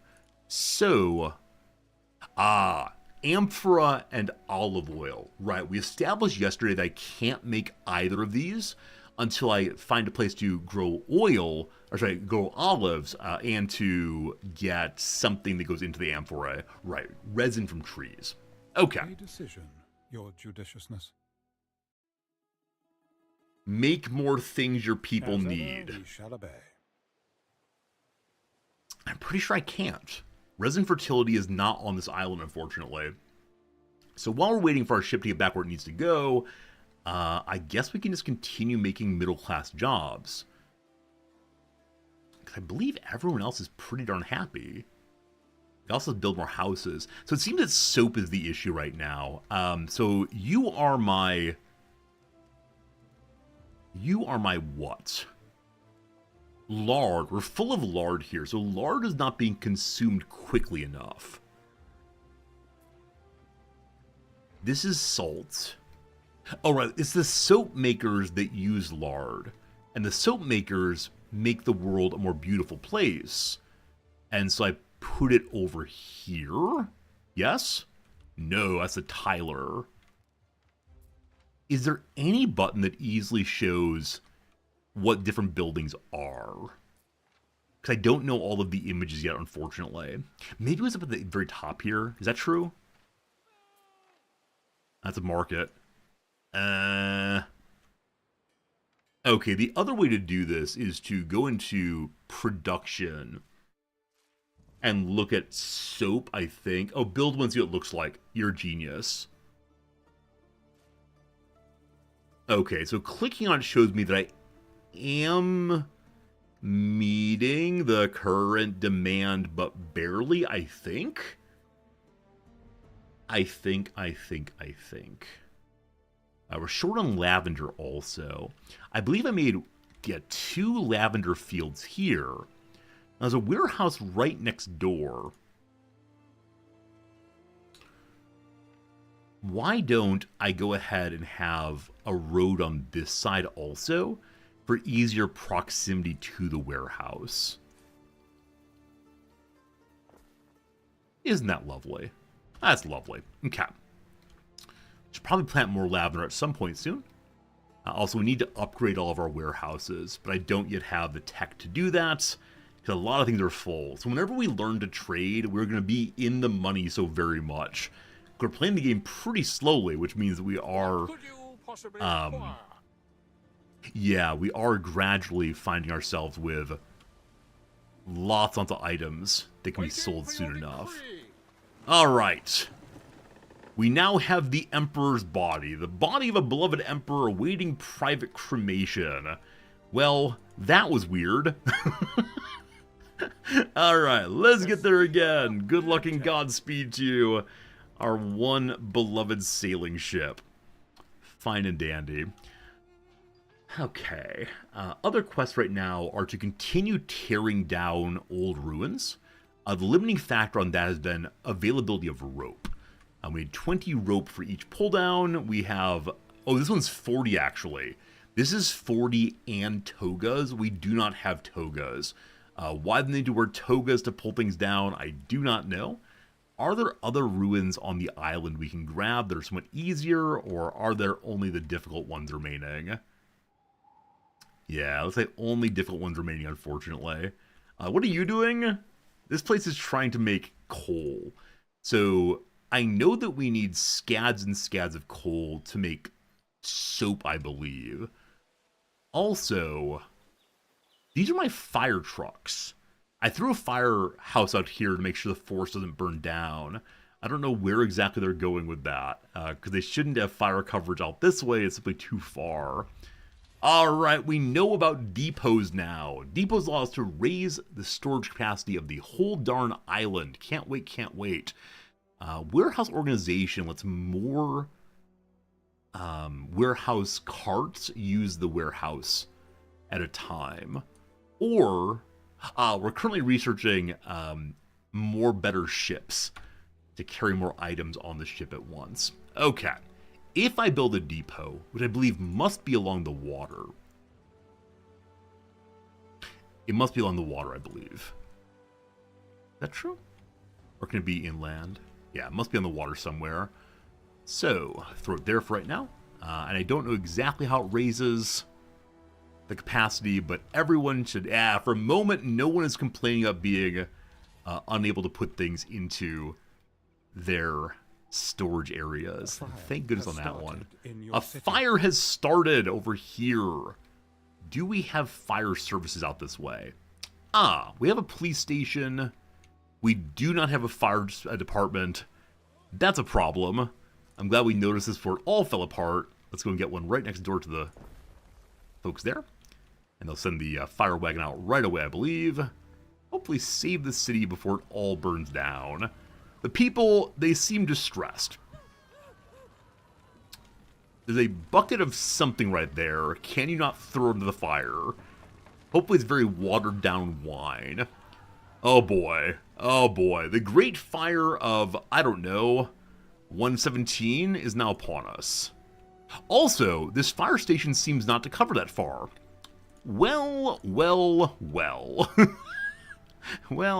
This is not the consequences of my decisions. Man, I need much larger coverage, don't I? Well, that gets close by. Y'all go in now? Alright, they're running. So I believe at least one building will be fully burnt down. My tavern's having a rough go of it. It's gone out like But lights out. they're putting it out now, I guess. Fair due, fair due. So close to being positive on money again, but apparently this game lets you spend pretty deeply into the negative. Now maybe that's only during tutorial. Though I'm in phase 3 of Act 1, so I don't know. Alright, we say hello to the quest target. Transfer Lucius's body to Juliana. Yes. So, where do you think we should light the pyre? How about the amphitheater? How about the old amphitheater? Boom! Sounds good. I'm sure you know best. So Diana was very cruel to us until recently. Yes, apparently now that we understand her more fully, we're good. Yeah, HPG, that's not a building, it's a field of lavender out there. Yeah, it's lavender, which goes into soaps. Alright. Alright. We say hello to our slave who is doing the work. Use wood as fuel for cremation fire. Sure. That's fuel enough for the Emperor's pyre. We can all sit and watch our camp chairs. We're waiting for Julia to arrive. Julia is the Empress. We should be building some statues and flowers to make this place more attractive. It's currently unworthy of an emperor.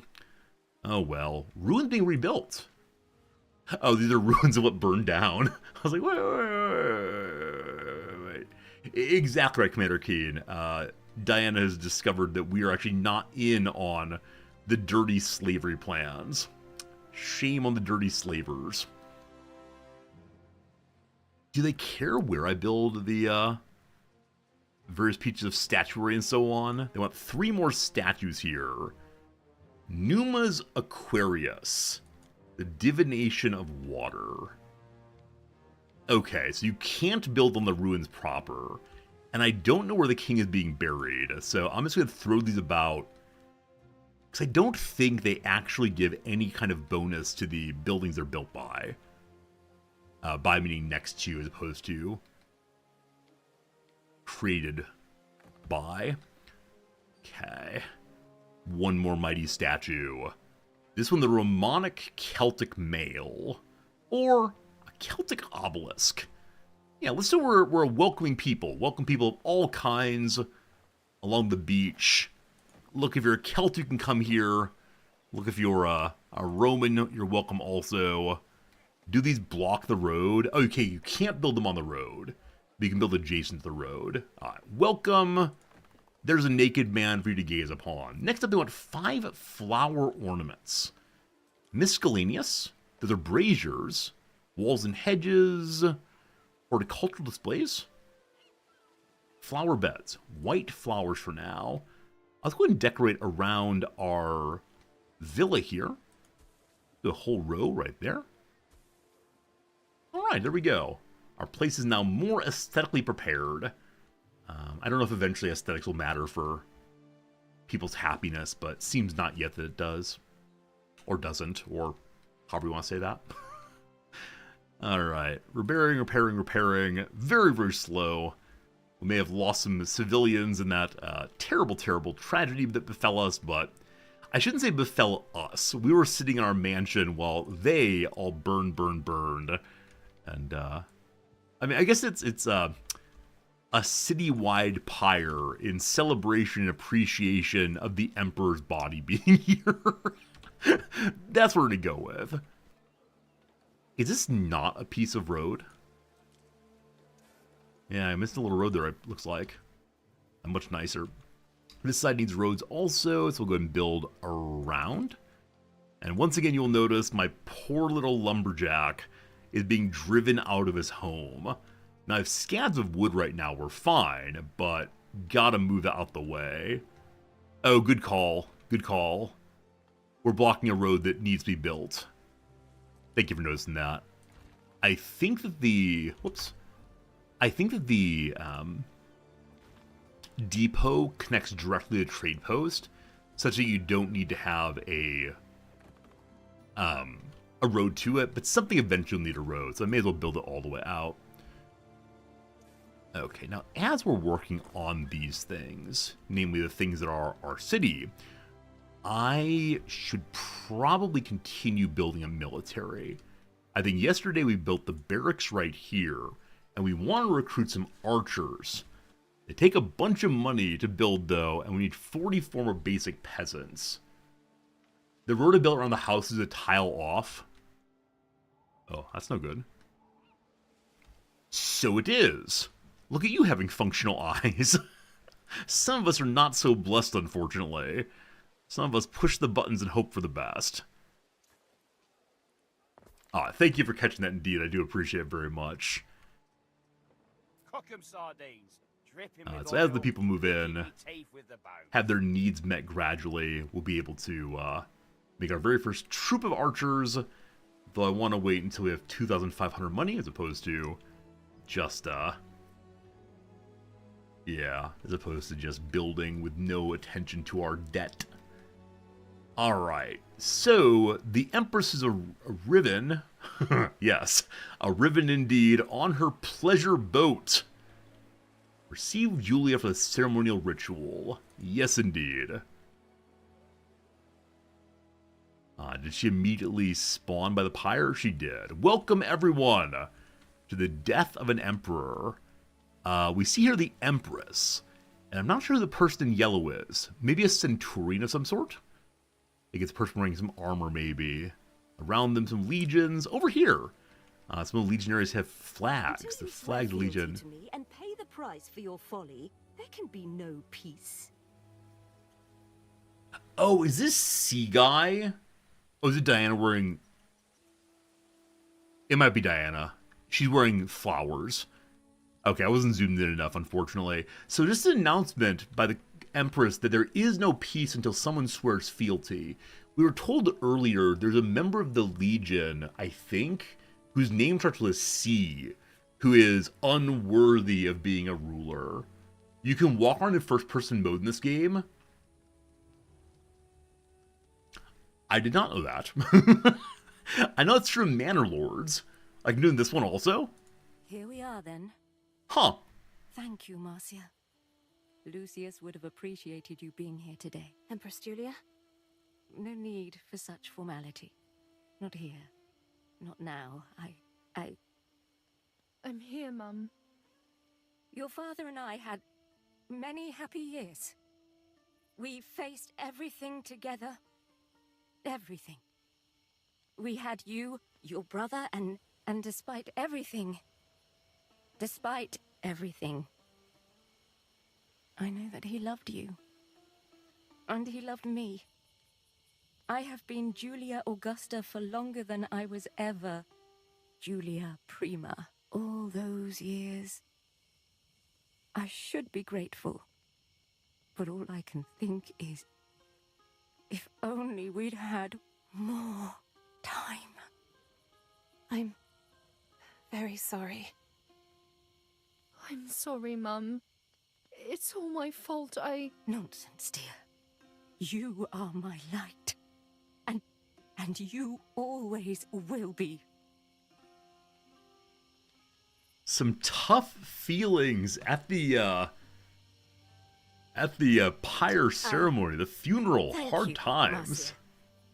Now I must return to the villa and face the future. I can't hold off those messengers forever. Those of you who have played the game, or seen others play the game, is it the case that no matter if you bring Diana to the birthday party, she'll show up and cause the Emperor to die? Or was it only because I brought Diana to the birthday party that the Emperor died? I feel a little bad that I killed an Emperor. Back to the Villa Augusta to get news from our capital. So where's this? Do we actually have to float to the capital It is again? not the first unexpected death. Lucius, I will mourn with the child I have, and the children we never had. I assume that she's mourning specific children that died young. If one attempts to mourn all of the non-existents, there are a lot of non-existents out there. Good luck. Alright, so the most recent missions have been just floating back and forth across the sea. I find that kind of repetitive. I'm sure that the Romans spend a lot of time on boats, but it's not clear why we can't wait for a messenger to get news from the capital as opposed to having to go to the capital, but what's done is done. Okay, only 41 people available right now. Is 44 I need? Yeah, 44. So, are the houses over in Peasantville still rebuilding? They are. It takes 7 minutes to get there. Well, it's surely faster / cheaper to build some new houses than to wait for rebuilding, instantaneous versus 7 minutes. So, even more population needed. And we'll continue doing the 2 back-to-back. I think that looks nice. Also, I may have fully destroyed a forest. My endless suburban sprawl. Man, I think I do this in every game. I don't know why I do this. So many of you have like absolutely beautiful cities that are carefully laid out and not just endless grid. This is the problem of having grown up in the suburbs. All of my hometown is just like this over and over and over again. At some level, I don't know what else is possible. I know some people play these games very, very slowly, though, creating a really beautiful place, as opposed to a place that is, this. Alright, we can upgrade our trade post. How am I going to be able to do that? A messenger from the capital.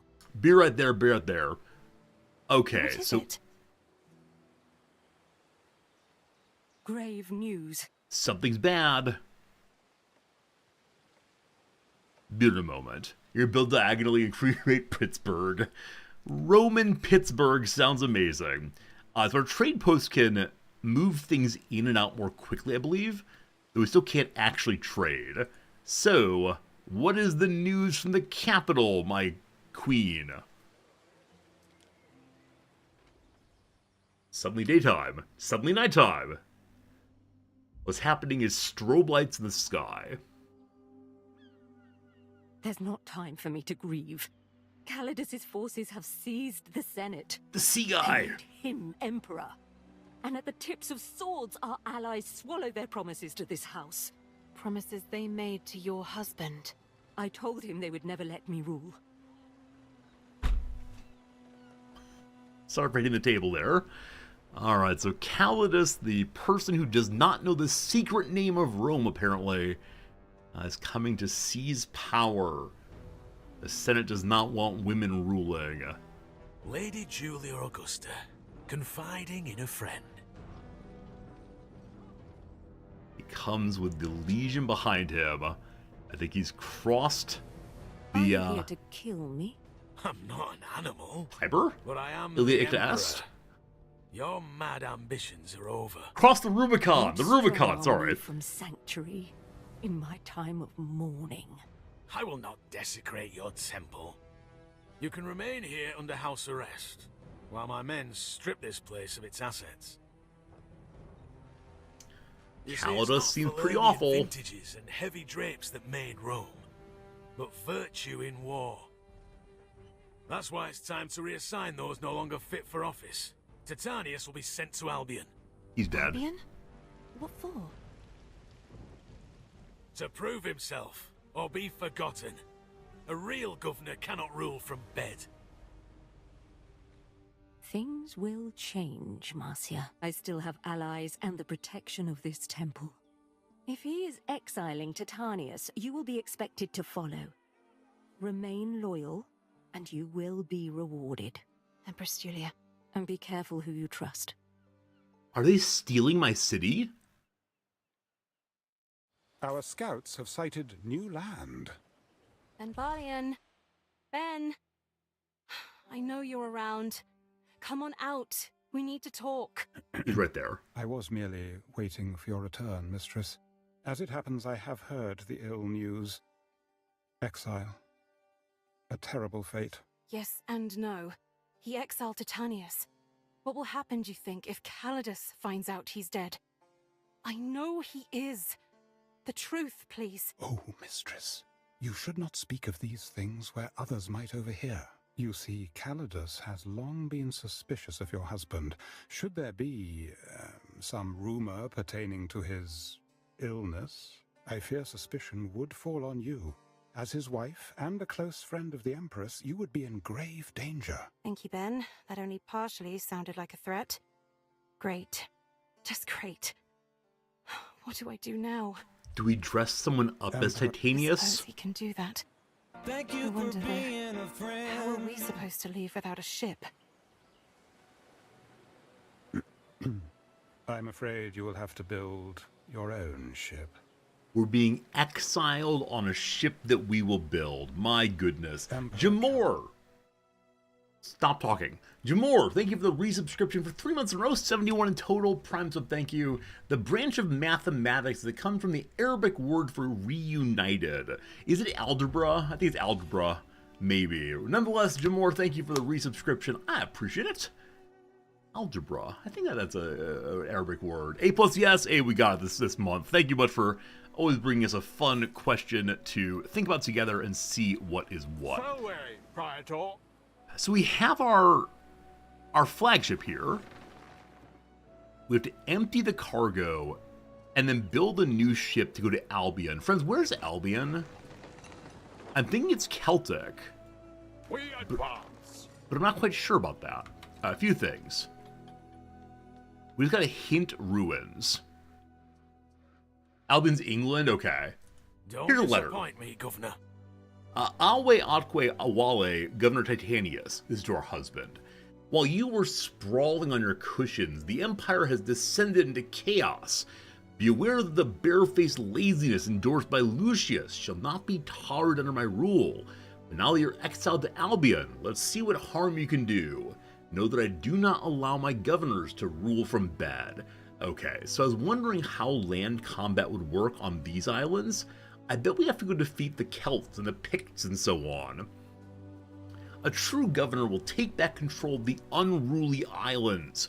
You will heed me in this, though I can tell you the place is a bastard to manage. Should you succeed, I might not throw you to the lions. P.S.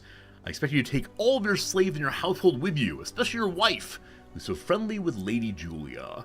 The Gnaeus Firmius Calidus believes that we are plotting against him. Guess what? We're plotting against him.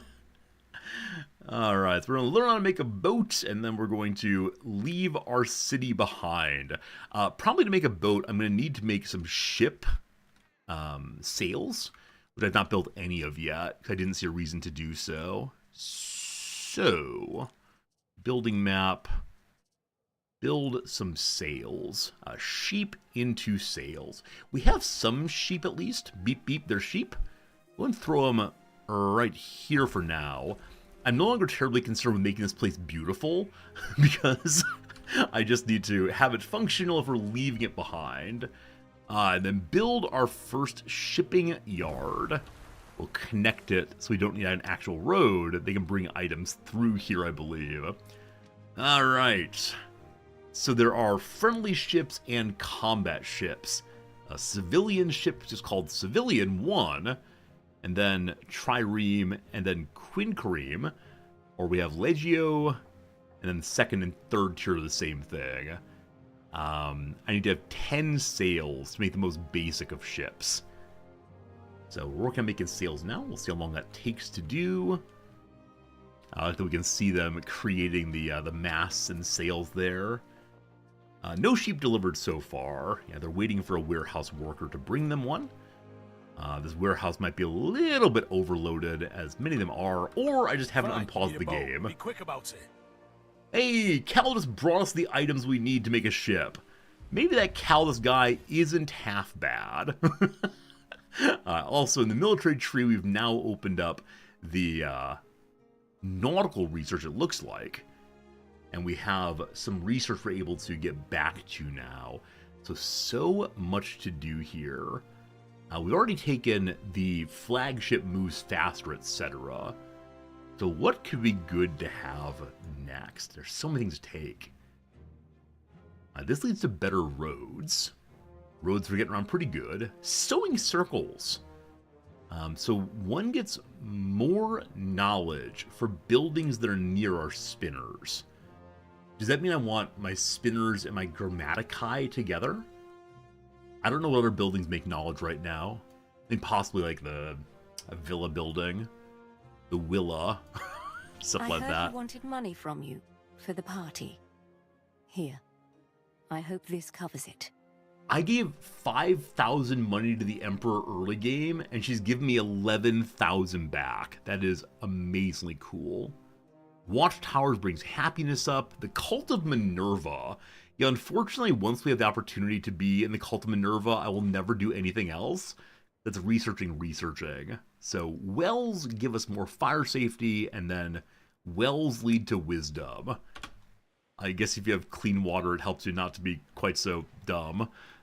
Okay, actually, no, I apologize. I thought the shipyard connected via the trade here, the trading port here. It does not, actually. We're going to build this out. Like so. Quest is here. I need one more sail and we're good to go. Need to build a pentaconter. Penta. Penance? Penta 5? I do not know the route there.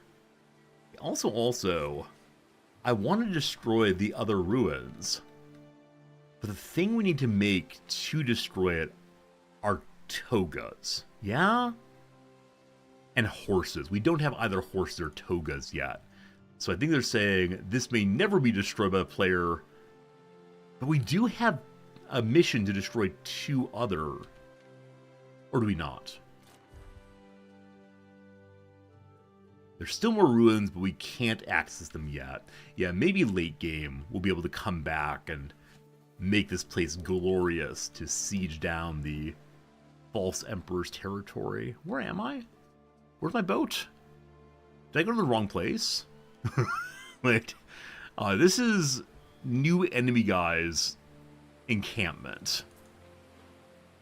Caldas Castra Estiva. Pere, a letter has arrived for you.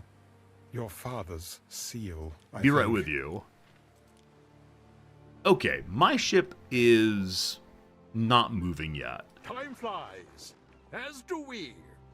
There we go. I must have not actually ordered to move. We have a letter, though. My daughter, Marsha Tersha. By the time the letter finds you, you are a married woman. I congratulate you on accepting your womanly duty. I hope you'll continue to set a good example for your sisters. Prosper and hail. To Juliana in Latium, to Marcia Titania from Decimus Nacratius, Nerva, governor of Aegyptus. Rest of the villa of the governor, women's quarters. So both our mother and our father still believe we are a housewife, unfortunately. No one understands that we're trying our best to be a real girl. Alright, let's go back to our city. May I now create our first boat? I do get lost, don't I? Huh. There we go. So, we're supposed to build a particular ship, it said. Oh, it is all most untimely, mistress. Which are you referring to exactly? The old Emperor dying, or the new one acting as if he owns the place? Which I suppose he does, because I can tell you, these last few days haven't been fun. And I've got a feeling it's What a going strange thing to get say. worse. Ah, perhaps Not having a given good little time. I might be able to reach out to potential allies and find a host who could take you in, temporarily. That's very kind of you, but a life in hiding does not much appeal to me. As you will, mistress. I regret it has come to this. We're accepting our exile. I wonder if the Pentaconter is just the name for Civilian 1. I wish they had consistent names if that's the case. I don't want to waste all of my items. We're told to offload all of our items on our current ship. So, may I send them back home? I may. With that done, hey Sergio, you never played any Anno games? What are they most similar to? Yeah, unfortunately, I have a category in my brain that are called strategy games, and then a subcategory that's Anno games. What are other games like Anno, unfortunately? I mean, it's like a city builder. Like, definitely a city builder, so like Sim Cities, sort of. But you work on production chains and leveling up your buildings based on production chains, and so it's Tropico. Tropico's a good connection, thank you. Yeah, I've played Tropico, but I forgot about it entirely. Okay, is it just build the ship now? Okay, I hope Civilian 1's the ship I'm supposed to build. If not, I'm gonna be pretty annoyed. 24 seconds to make it. Fingers crossed. Very sad we have to abandon our current ship. Being exiled in a non-military ship, it seems. Yeah, but Anno's a lot of fun. Unfortunately, we're not doing anything Anno-related right now. We're just preparing to abandon our city. So we've been told to go away and restart on a new island far away from Rome. Construction of a ship has finished. Okay, present your flagship to Calidus for confiscation. Given the circumstances, a fine ship, Ere. Okay, so this I like little it too. adorable buddy. Though, the shipwrights asked about Titanius. I wasn't sure what to say. Perhaps There it we may is. speak of that another day, mistress. The Emperor has conveyed his latest instructions. Okay, we have to give up our current ship now. And where do we turn it in? Way over here at his shipyard. Alright, I'm going to send it over. And then also we have a new ship, my friends. A ship that is currently called the Siren Steed. I don't like that name. I need your help in deciding a new name for our Pentaconter. Let me go ahead and give a quick giveaway started right now. If you want to enter the giveaway to give my fine ship a name, please put in the word HI, H-I. And after a little bit, we'll do a drawing to see which one of you gets to name our new ship. Hopefully something game appropriate, as opposed to something being, you know, a lame joke, frankly. No lame jokes allowed. No Bodie McBoatfaces here. Yeah, we'll give it a few moments, let you all figure it out, but I'm willing to accept basically every name. Anything you want to. Anything you want to. If it's terrible, I probably just won't say it repeatedly. Our ship's coming? Yeah, I think it's the case we can go top speed. Yeah, we're not doing anything other than follow them, so again, HI in chat, and you'll be allowed to give a name for your fine ship, or my fine ship. How dare you try to steal it? Found another cute island, very good. Our scouts have sighted new land. As we're arriving now, I'll pause the game and do the drawing. Friend who wins this thing is Eka. Eka, what name would you like us to name our one remaining lowly boat? Boat right here needs a name. Behold it. Resorty's Pleasure Barge. I don't think that will all fit, but let's see. I can do Resorty's Plezu. What if I go to ours? pleasure craft. There you go. R's pleasure boat. Is that good? Hopefully that's good for you. You wanted barge, won't fit, unfortunately. Yeah, I don't want pleasure. No pleasure here. Only pleasures in being, exiled. Okay. Here I am. I gift you my boat. Good. Anything paid for by the taxpayer is subject to investigation, including this here ship. Collect an elephant from Calidus using the newly built ship. There when Lucius hit the floor like a fat sack of ducks. There's nothing about that strike you as unusual? Well, I don't know. Seemed as if he was struggling to breathe, but he was quite old, I you know. didn't kill the Emperor. Because I heard his own family killed him. A lifetime of lies. Every form of intrigue past his daughter's lips, they say. People say many things when they believe others want to hear them. Oh, Emperor. I don't like your tone, girl. If you're hiding something from me, it won't go well for you. Now go on. Tell Titanius to bugger off. Is it possible that Calidus is a good man? Is it possible the person we're, like, absolutely fearing who's exiling us is actually launching a legitimate investigation into a family who killed the Emperor? That would be quite the twist, wouldn't it? Maybe, indeed, we should be working with Calidus, but I don't want to spoil the story, so let's see how it goes. For some reason, the new Emperor is ordering us to take an elephant along. If we're allowed to name this elephant, this will be the best thing ever. Festina Lente. Unfortunately, our little ship is very slow. You didn't mention that earlier. Go get your precious husband and tell him I want him to move his bony ass to Albion. I'll get him real soon. Bring Calidus' elephant aboard the ship. What do you think this mature female elephant is for? I doubt it's seaworthy. Oh, I threw it overboard. Oh no.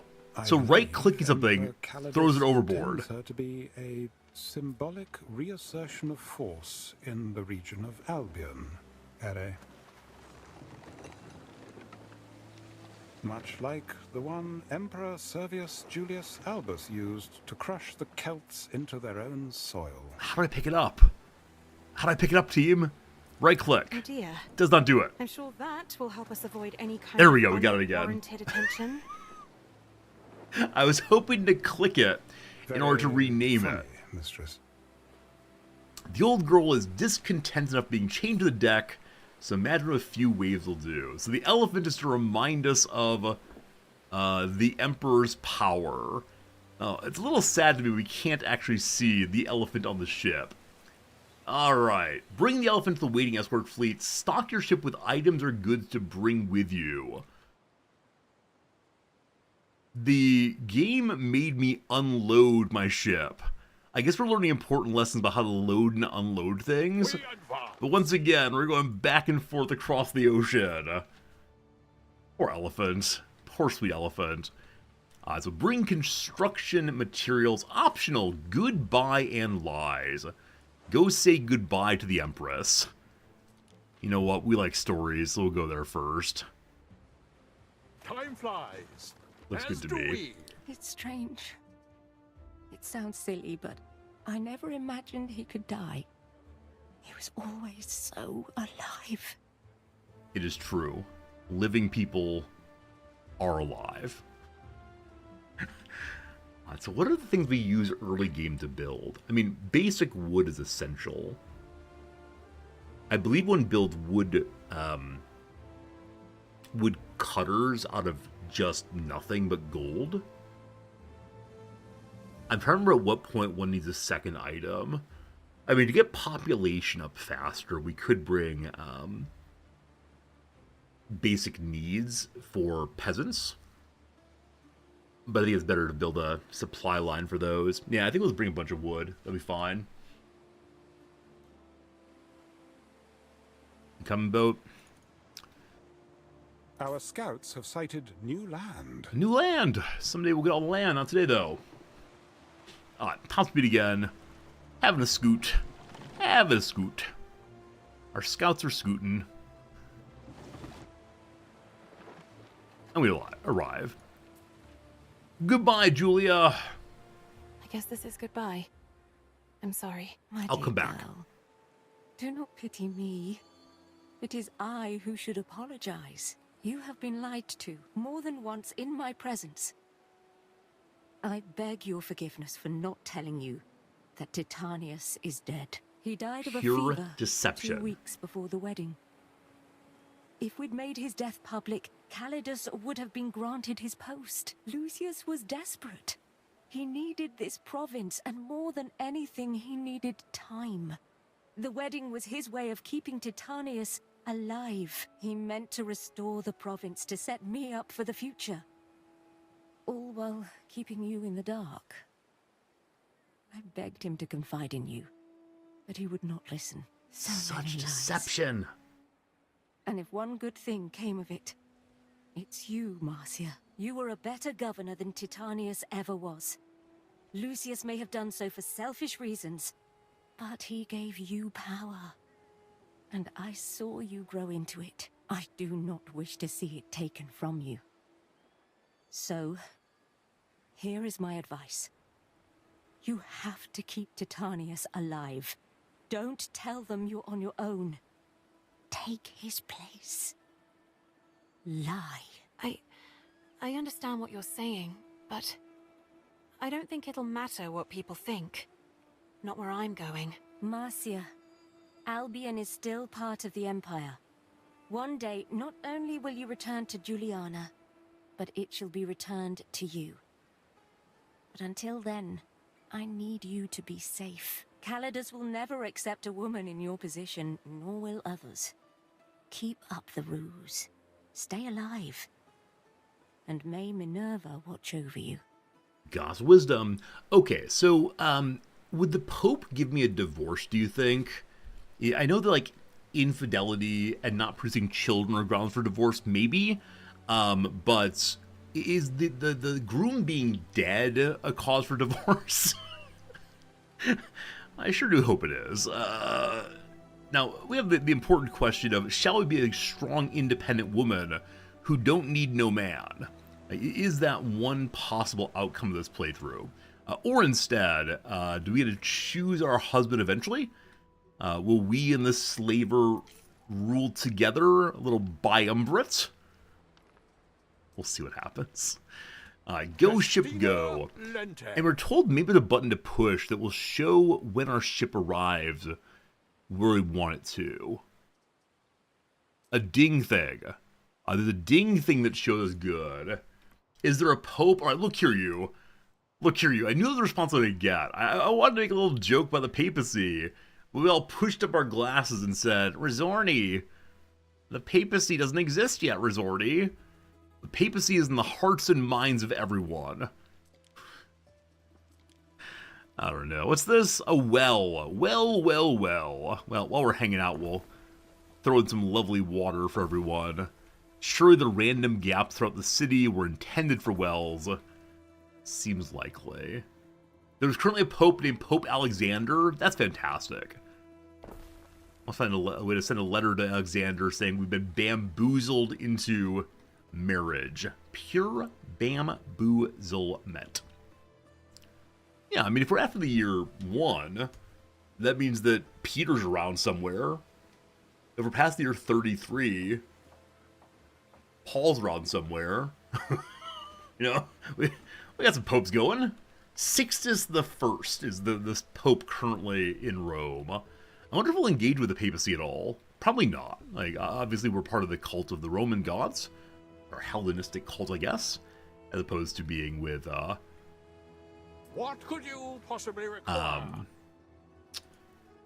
yeah, with the budding Catholic Church, we'll call it. When's Constantine? And when is Constantine's conversion? I think it's later in history, but I don't remember exactly when. So I think the elephant is here in order to make us unable to bring more and more and more items. So you have to be limited in what you take. Fair enough. Neptune's finest. Okay, Ready? I wish to bring Maximum wood, please. And maximum basic wood also, I guess. So all the wood. It's in the 300s that constantly happens. I was thinking it was the 300s. Very good, thank you. Okay, we must now go to the escort fleet that awaits us. We knew it was right there the whole time. As do we.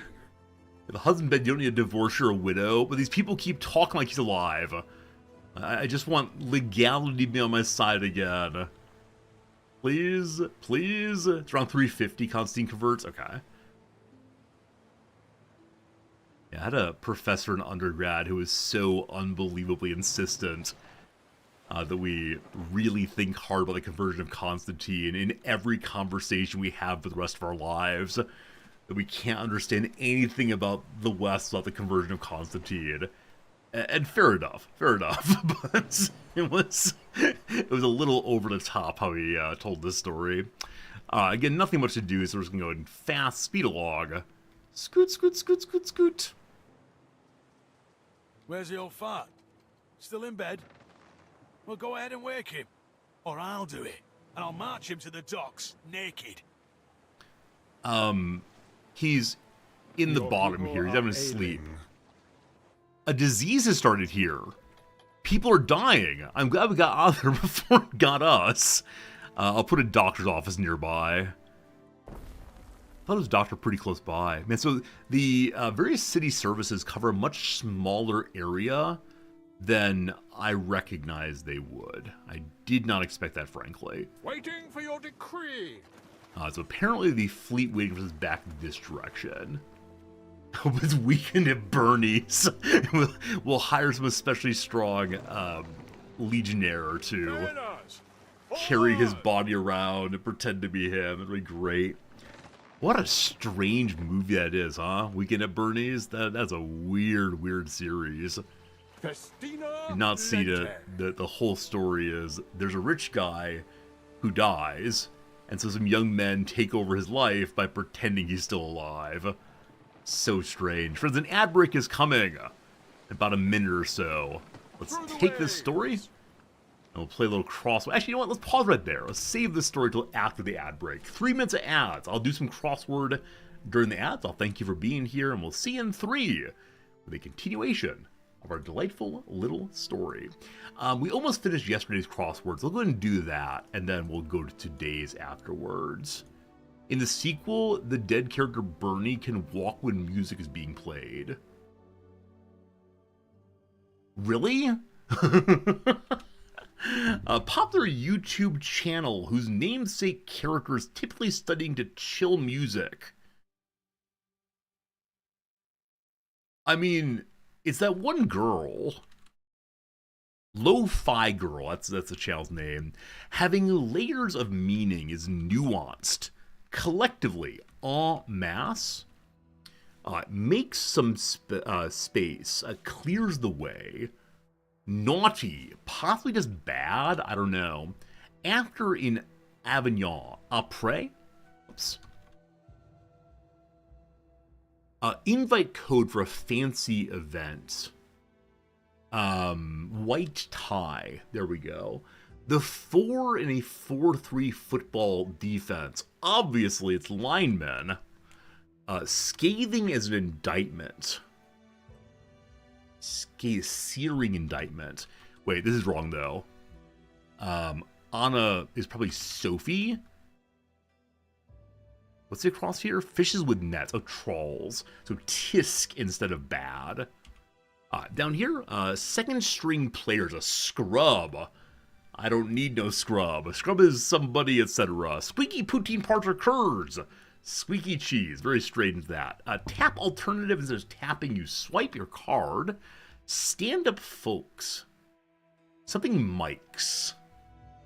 Mike. Stand-up folks. Not sure. Dye jobs with gradients. Huh. Something might be wrong here. What's this? Etna competitor is Cigna. Cigna's a C, maybe. So terse summons is like Khmer? I don't know how to spell that, though. What's the Y? Unlikely to overshare shy. Comics. Koi instead.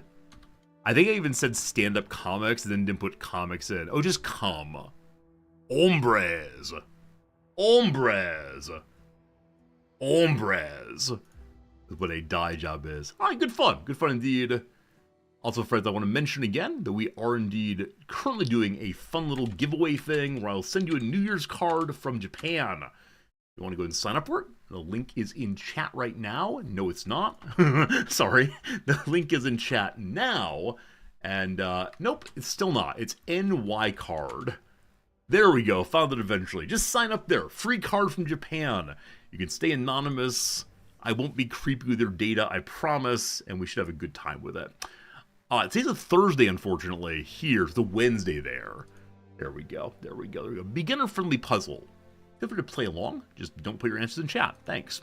Horatio, who wrote Rags to Riches novels. Horatio Hornblower comes to mind. It's not that, though.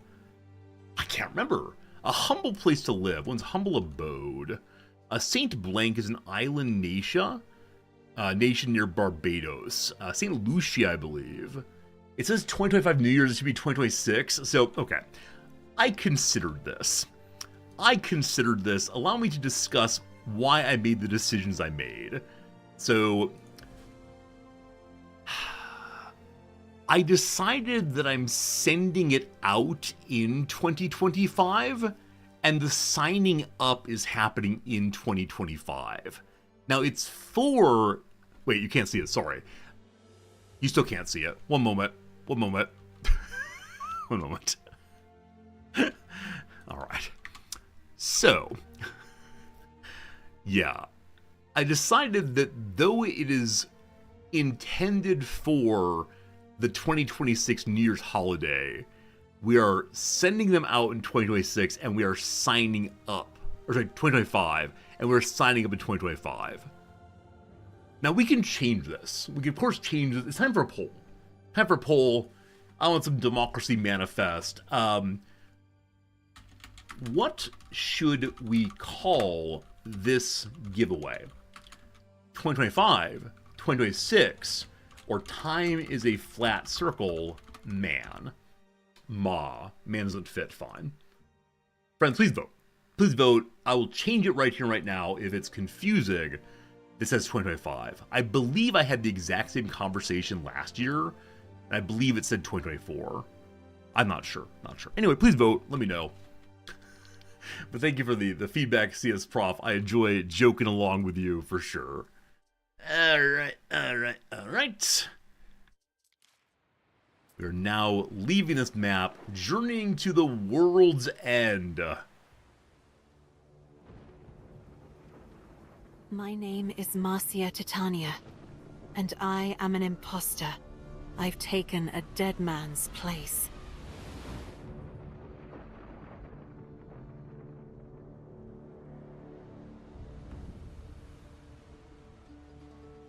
Banished to the last fringes of the earth, we pass beyond all knowledge.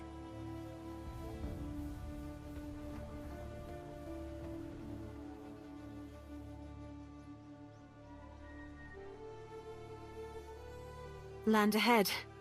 Remember what we agreed. I dread to think of it. And who might you be? You're no Imperial messenger. Pentaconter? What's all this? Where's your commander? I am Gaius Titanius, governor. Titanius, I heard you were ill. Very ill. Oh, you know, the bracing sea breeze. He's a changed man. So I see. And you brought a Lucanian cow. A beast of war. The Emperor said he was to ride... No. No riding. You must have misunderstood. Come. Let me introduce you to the chief of the Capel. Corvinus, I can't pay tax if the Skaha keeps snatching up my fillies. Manx? News from Latium. New governor. Ave, chief. Manx anxious. But What's this magnificent beast? It's got a long face. So it does. Listen, Titanius. 2 islands lie beyond the White Cliffs. An outpost on either would extend the limes, offering some foothold against our enemy, the Skaha.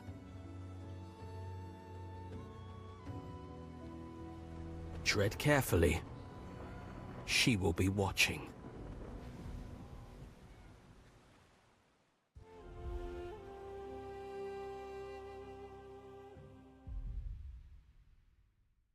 Our scouts have sighted new land. Team, I'm going to be honest with you. Restless raiders roam these seas. If anyone here is friendly, it is certainly not them.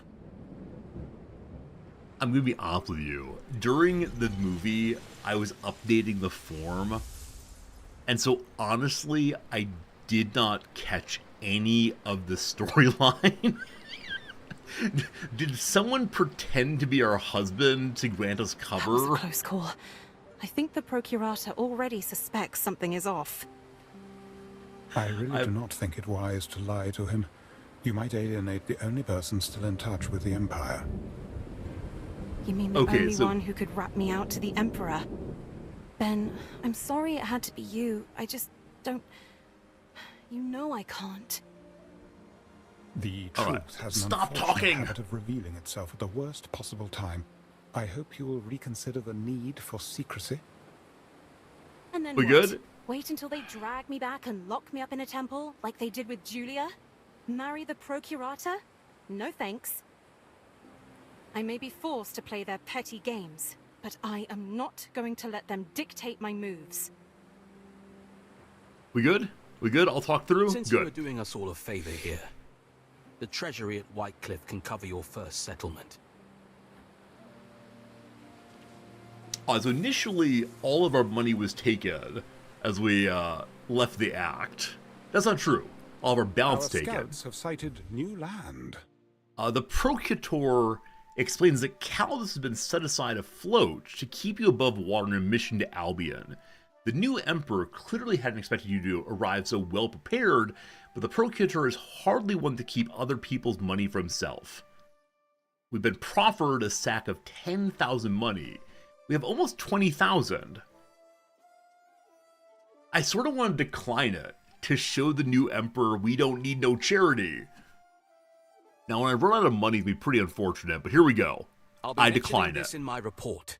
He raises an eyebrow, but then nods, satisfied.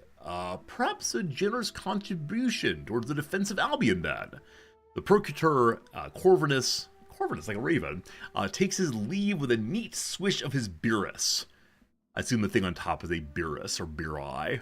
I'll write it off your tax report. Cool. Friends, it is cold in my room. It's that part of winter where things are not terribly pleasant. So I'm going to go and grab my cardigan. I'll be back in a minute at most, don't you worry. So I won't even put up the AFK screen. We can just enjoy looking at the building here. But I need my cardigan or I'll be chilly and cranky because of that. BRB.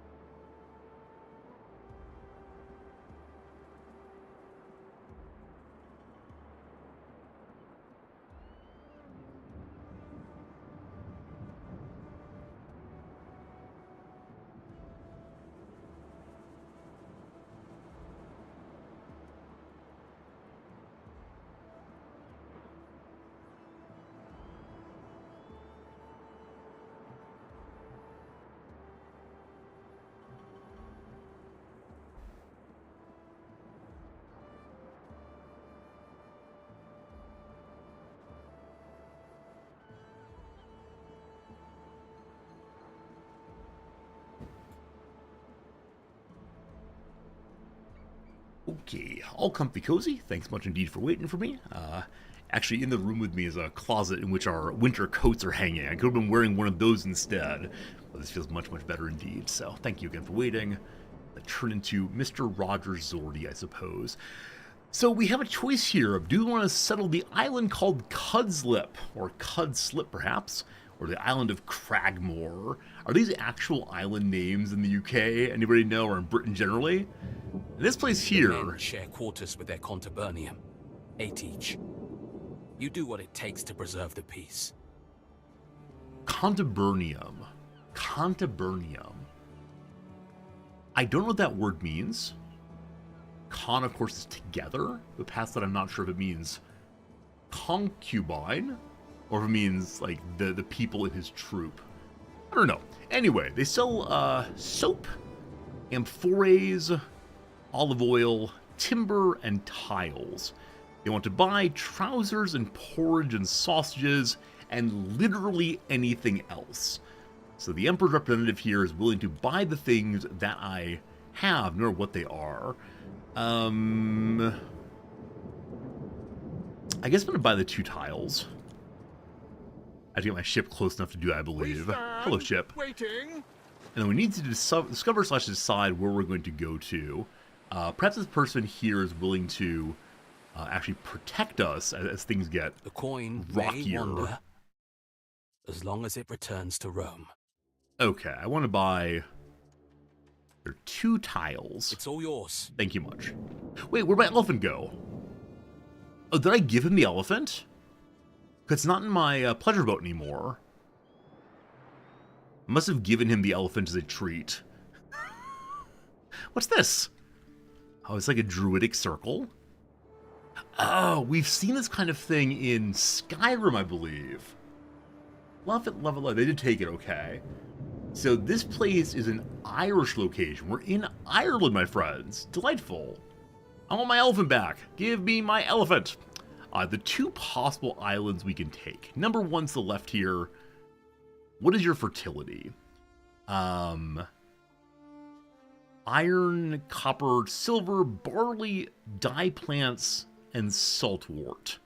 We'll be eating barley if we're here. On the other side, we have herbs and small birds, and a collection of deposits. So the big change is, do we want, is it dye plants and saltwort? Or do we want small birds and herbs? Okay, and then over here, they're the Manx people. Alright, so these are the people we have to bring to heal eventually. The Manxes. Or maybe we can just be friends. Maybe we should be a kinder, more gentle governess. And not destroy all those who are different from us. Alright, I've decided to choose this place because of herbs that might keep us healthy and happy. One does see we have a bog in the middle of it. Does the other island not have a bog? Looks like everyone's getting a bog these days. So, here we are. The Servian invasion wreck. Where can we land? I mean, this beach right here has some wood to get us started. Man, we gotta learn how to drain the bog, don't we? There's just not much space. Well, we'll see what we can do. Where's my boat? Where's my boat? Let's go, let's go, let's go. Then how do I build my very first building? I need to go to the build mode. Ah, we can't do a build mode. How does one settle as you get close by? City watch building? We'll have to build a well, a warehouse, or a waiter residence. Waiter they call it. So maybe it can live out in the bogs? Huh. Is my ship coming? Ship? Neptune's finest. Ready. So there's a button here to send a ship to an island. That's trade route. Okay, we don't have an island yet. Also, I tried to make a trade route. Did not mean to do that. Yeah, so it counted as starting a trade route even though I didn't actually want one. My apologies. Delete it. Thank you. Are we going? Through the waves. There we go. Top game speed. Yeah, this early ship play I think is super repetitive and not a lot of fun. I understand for story reasons why you need to float around a lot, but it just seems Time flies. As do we. tedious, I guess is the word. Maybe it's meant to teach the player how to speed up the game from time to time. I have no idea. All right. Here we are. Here we are at home. We can now decide how we're going to build. Each island has different fertilities, etc. We already decided we like this one, so let us build our first trading post. Settling the island will impose a land tax per minute of 80. So we now have an island. But every minute that goes by, we lose 80 money. Be lost here. Lost. Don't worry, Ben/Titanius will take good care of you for the sure. way you go on, you make tearful Eno look cheerful. Okay, so am I allowed to go ahead and build as soon as you wood have your production nose in first? some ledgers, you'll feel a lot better. You'll see. But I have no workers at all, so I believe one needs to have workers to have a wood camp work. I won't feel better so long as I am condemned to sodden marsh. Wait, the woodcutter and the sawmill do not require workers? Maybe we assume that our sailors go to sea, or go to land rather. That's strange. Okay, so out here we'll put our starting... I'll come home to my Benno reeking of fish. Yeah, the people here look very different. We're not making Romans. We are inviting Celts to join us. Or Manxians, rather. Wait, are we on the island of Man? Or are the other people on the island of Man? I don't know where we are. But okay, we have a wood cutter to connect to. We can build over the bog. Build a bog workshop is ours. Yeah, I know we're in Albion, but I was told that Albion is Britain. And the island of Man is definitely Britain also. So, how's that work? I was told we're near Ireland, in fact, so we'll have to discover what that all means. Well, that doesn't connect well. There. Okay, we are now making wood stuff. We need to have a warehouse along with that. Hello? Okay. So that's connected to the main road. Great. I probably should have cut down these trees first, as opposed to what I did. Is it possible to houses onto... No. The bog is not buildable, at least not right now. They're called waders, but not that kind of wading, apparently.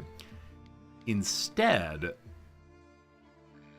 where do we make our first neighborhood? I'm trying to plan ahead better than usually. Now, we know that the trees are never actually consumed, yeah? So we don't need to worry about having enough trees. So I guess we begin to cut into the forest. So I have a line right along here. The other side, too. And then we'll have, I don't know, a lovely little neighborhood out this way. Isn't that nice? Isn't it beautiful? And maybe I should do something other than my standard block neighborhoods. You know what? I'll try to make it look nice for right now. I can't guarantee that I will be able to maintain this long term, but for my natural desire for more and more rectangles comes back, let's make some like nice little separated buildings. Yeah. No, just move that over slightly. Let them even offset a little bit. Now, will I ever have enough population? Probably not. But isn't that nice? I think that's nice. Alright, we're allowed to get eels here and pearls, clams, not sure which one. But that kind of thing is now available. So probably that's the kind of basic food these folks want. Instead of porridge, they do want... First one is cockles. The sweet, delicate taste of the humble cockle is enough to bring anyone out of their shell. Eels, thick bodies and more nourishing than cockles. Eels are worth more to the Roman, who doesn't mind a bit of gristle. I don't like thinking about eels. Like, the squirminess of them is just, oh, no thank you. Got the bellows to pull adders hissing from her fire. Okay, so where do eels come from? Nowhere in particular.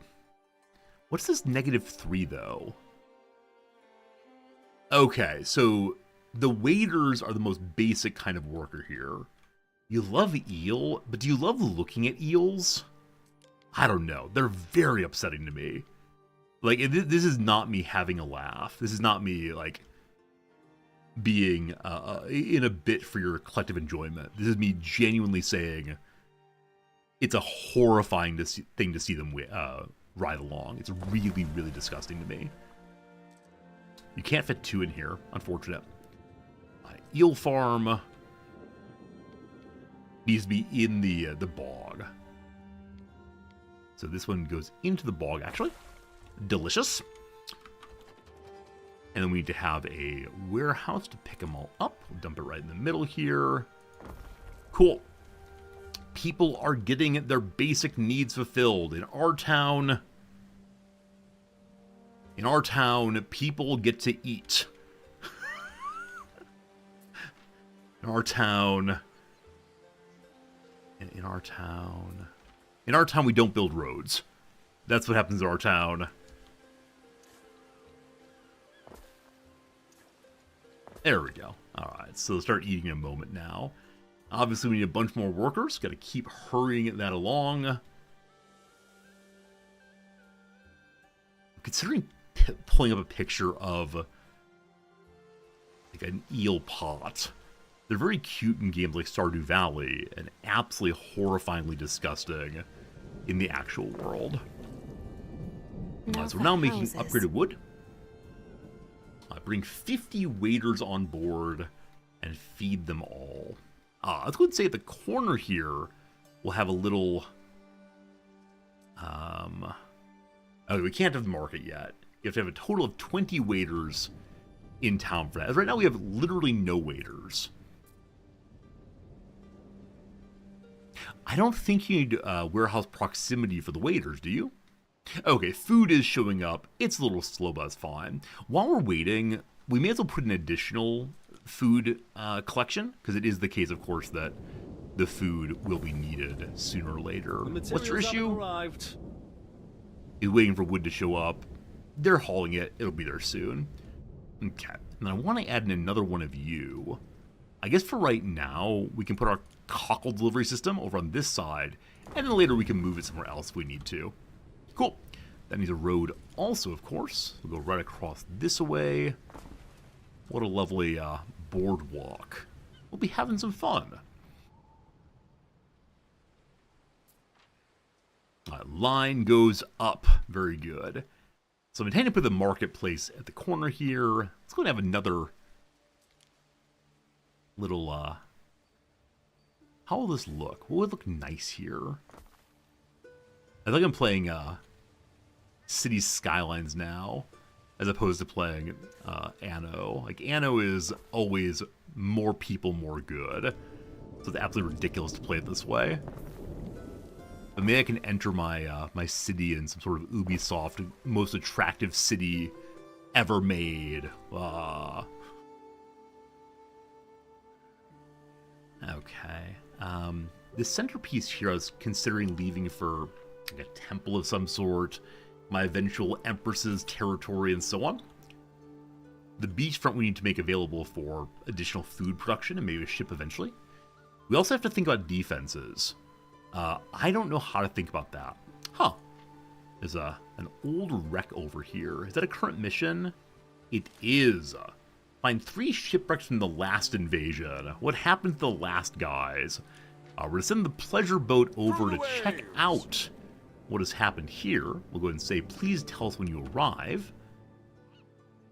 And then back to the main one. We still have this empty coffers mission. It's go get a trade treaty, and we'll finally not be in trouble for having once gone into debt. Provide a public service. So when do we unlock our first public service? Need to have 20 people. Almost there. Marcia Titania. When you've time, I'd like to hear more about what's going on at home. I can't believe old Lucius is on the warpath again. Lucius is dead. We'll have to go visit him soon enough to tell him the truth. Procurator's Isle. Okay, has my boat reached the location? Almost. Yeah, going all the way around right now. Fine. This is an unsettled island. I guess we could make 2 settlements at once. I think you have enough wood here to move over to there. I think for right now, 1 at a time is good enough for me. But over the long run, we'll get a second one for sure. There's good eating on Cockles, and not just for crabs. Yeah, I think we just need more houses right now. So, I'd like to leave the forest largely there. We'll knock on a tiny little bit. And then we can expand in this direction some. Anyone have any guesses on how long it takes me before I just make my normal blocks? At what point of population will it not be sustainable to build this way?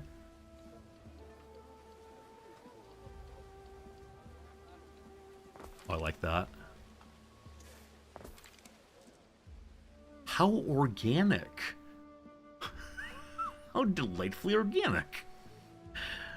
Y'all are still getting food and such. Yep, line goes up. Right now, each house supports 2 people. So, if we need to get up to... when we get these all made, we'll be able to have our very first market. Yeah, but if we're going to try to make money, we have to have more and more people living in each house. And also more and more houses, I expect. We have a very long time, though, until we... run out of the cash. Alright, has our boat arrived at the first location? It has not. We've gone past one that we could have explored. Alright, we're big enough now to have 2 buildings. We'll see in a moment. Okay, so for landing here, we found 3 things in the water. Number 1 is... Time flies, as do we. Number 1 is... How do I pick things up? I've had so much trouble with the clicking. Number 1 is some swords. Number 2 is... yeah, click right on it with right click. Some sails, swords, sails, and other S words are... some basic timber. Cool. I wonder if each ship will drop the same things, or if we need to instead go to our... pier in between. Now, speaking of swords, I apologize, I need to look into this one. I'm curious if Pepper has done anything yet. So, swordoftheday.com, I made a joke about one point. Where does it go? It goes to Resorty. Pepper, thank you! Anyone who ever types in swordoftheday.com instead of word of the day gets the old Resorty channel. I typoed a web address and thought it was very, very funny and wasted a lot of people's time talking about it. Alright, we've unlocked 2 things. They are, number 1, the markets. It isn't there only to feed and swap horses, also the only place to meet for miles around. And number 2, Bardic Hearth, a place of fireside community where songs, stories, and news are shared at the governor's expense. So, I missed part of the storyline. Is there any narrative as to why the people that we are bringing on as our population are comfortable serving as a member of our little Roman story? Like, why are these Celts getting on board with being my citizens? Is it just because I'm providing them quality of life and they say, sure, I don't want to live in the forest anymore? I don't know. Are we typo squatting? You better believe it. At some point, I might ask Pepper to give me that and to have a delightful little program that every day pulls a picture of a sword and a word that starts with S. And then you can see your S word / sword of the day. And why are these people okay with the Romans being here? Is it the Procurator has already, like, civilized them? And so what else are they gonna do? I don't know. Okay. So, to meet everyone, the market needs to be right here. Fine. The Bardic Hearth, to help everyone, needs to be...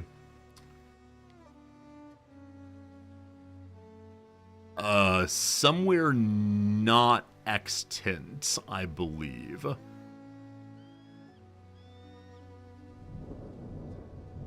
Well, close enough. They made a list of what the Romans have done for us. Oh man, it's an amazing movie, and thank you for referencing it. So the way to deal with this is to have a circle, a Cirque du Rôde. And I believe that will now help these folks get their Jolly Bard on. Maybe not.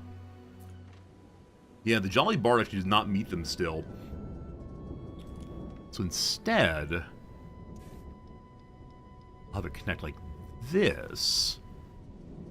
Did the Romans believe in grid patterns in their cities? Or would the Romans be okay with this sort of thing? It's still not reaching? Come on. Come on. I think the game desires I make a grid pattern. The corner here reaches everyone. Lovely. Lovely, lovely, lovely. More folks are moving in. Numbers go up. Awesome. So in just a moment, we'll be able to start making shoes. The people want shoes and tunics. Perfect. Clearly I need to have more wood production. We only have 3 available right now, so no reason not to push on for additional wood cuttery. I think I'm going to lock the day-night cycle into day if I can. Dawn, dusk, high noon. Noon's a little bright. Noon's a little bright. Is it staying as noon now? Yeah, I guess this is fine. Okay, so if I put it out here. Okay. It's 88, so we can knock down 8 trees in connecting this. Now we're looking at our very first ratio here in a moment. And my curiosity is, the refinery takes 1 wood every 30 seconds. The woodcutter produces 1 wood every 30 seconds. It's a 1-to-1 ratio, unfortunately. I was hoping I could do 2-to-1. So we'll need another sawmill here. Right across the street. Looks pretty nice. Okay, 48 workers. Yeah, definitely the way to get more workers and be, you know, just more houses. And so we'll continue our little road out this way. And hopefully it's close enough to the Bard's house. Yeah, at least up that way it is. So we can go ahead and put a couple more. The trouble, of course, is if I just make more and more Bard buildings and so on, we will absolutely not be able to pay for the things we have. Everyone's happy, great. Great, great, great. We can now make basic shoes and basic tunics. Unlock those. Reed shoes. Painstakingly, I love that, painstakingly, woven from straighter stalks, these shoes keep most of the foot rot away. Ew. And tunics. A tunic in Rome is a tunic in far-flung Albion. Its value as a covering is plain for all to see. No kilts yet, apparently. I still don't know where we are. Fashion needs must be met. So, we need to gather some reeds. That is the thought here in the marshland. And, yeah, I guess we don't want to affect our current gatherers. It doesn't need a particular coverage. Just any bit of being in the water all will do it. The reeds on the shore will take. Yeah, we'll set up 2 of them. Oh, no, it needs to have a cultivation area. Okay, so much like the farms, will this affect the cockles a little bit? I suspect it might. Is that enough? Whoops, what did I do? 138. 2 more needed. 1 and 2. Okay, good. It is indeed water wheat. That's a great way of talking about it. Water wheat sure is neat. You're not producing because the game is paused. There we go. So 1 minute for 1 ton of reeds. The shoe thing gives 1 happiness to anything near it. Alright, shoe friends, look! Someone has a job nearby. Making everybody happy. Okay, the shoe factory is 2 minutes. So it's 1 goes in, takes 2 minutes, 1 goes out. So that means that 2 shoe factories can be supported by 1 reed. If math is working in my favor, I think it might be. So I'll put a second one here. Who else needs happiness? I don't know. Probably some other neighborhood eventually. We'll throw it right in the middle of the city. Nice to have jobs. Okay. So now we can look at tunics. Tunics are still hemp. Okay, so hemp works independently of fertility. I was deeply concerned for a moment that, oh no, we can't grow hemp here, what are we going to do? But no, we're good on hemp all the way. And hemp needs open fields, so... Man, there's not a lot of open fields. Or can we throw it in the bog? I don't think we can throw it in the bog, unfortunately. So... yeah, I guess we'll use this right here. But what's your issue? I think there's not a warehouse close enough to help it. So, goodbye trees. Goodbye trees. Okay. We need to now have a warehouse out this way. And for that we need 1 more wood. What's this? Just a mossy ridge. I do enjoy the geography in this game. Also, I'm worrying I should have accepted the 10,000 money from the Emperor. Playing on hard mode for really no good reason at all. Yeah. So everyone needs a warehouse here. We can go and make it now. We'll go and put it at the corner. And hopefully support basically everybody. I bet it will. Cool. A message from... a fork in the river. A worker. A passing waiter sees your toga bright with the colors of Roman nobility and throws himself at your feet. Alas, his well-meaning gesture causes mud from a nearby puddle to splash over your hems. You sigh. Speaking no lowercase Latin, he gestures frantically to the wares strapped to his ponies. Freshly woven reed shoes and tunics. They're yours to taking if you wish. Do you accept the offering of apology? We can take his reed shoes, 20 of them. We can take his tunics, 20 of them. Or we can show forgiveness to him. Hopefully he understands the forgiveness. The waiter has never known such mercy. He lowers his head in deep gratitude, hops atop his pony, and splashes off before you change your mind. How does one show forgiveness or mercy to someone who does not speak your language? I guess you smile and hope the other person doesn't read it as aggression with your teeth out. Could it be a new dawn of moderation and compromise has risen upon the land with your tenure as governor? Time will only tell. May your river run clear. Good guy Resorty forgives people as usual. Are you not on the road?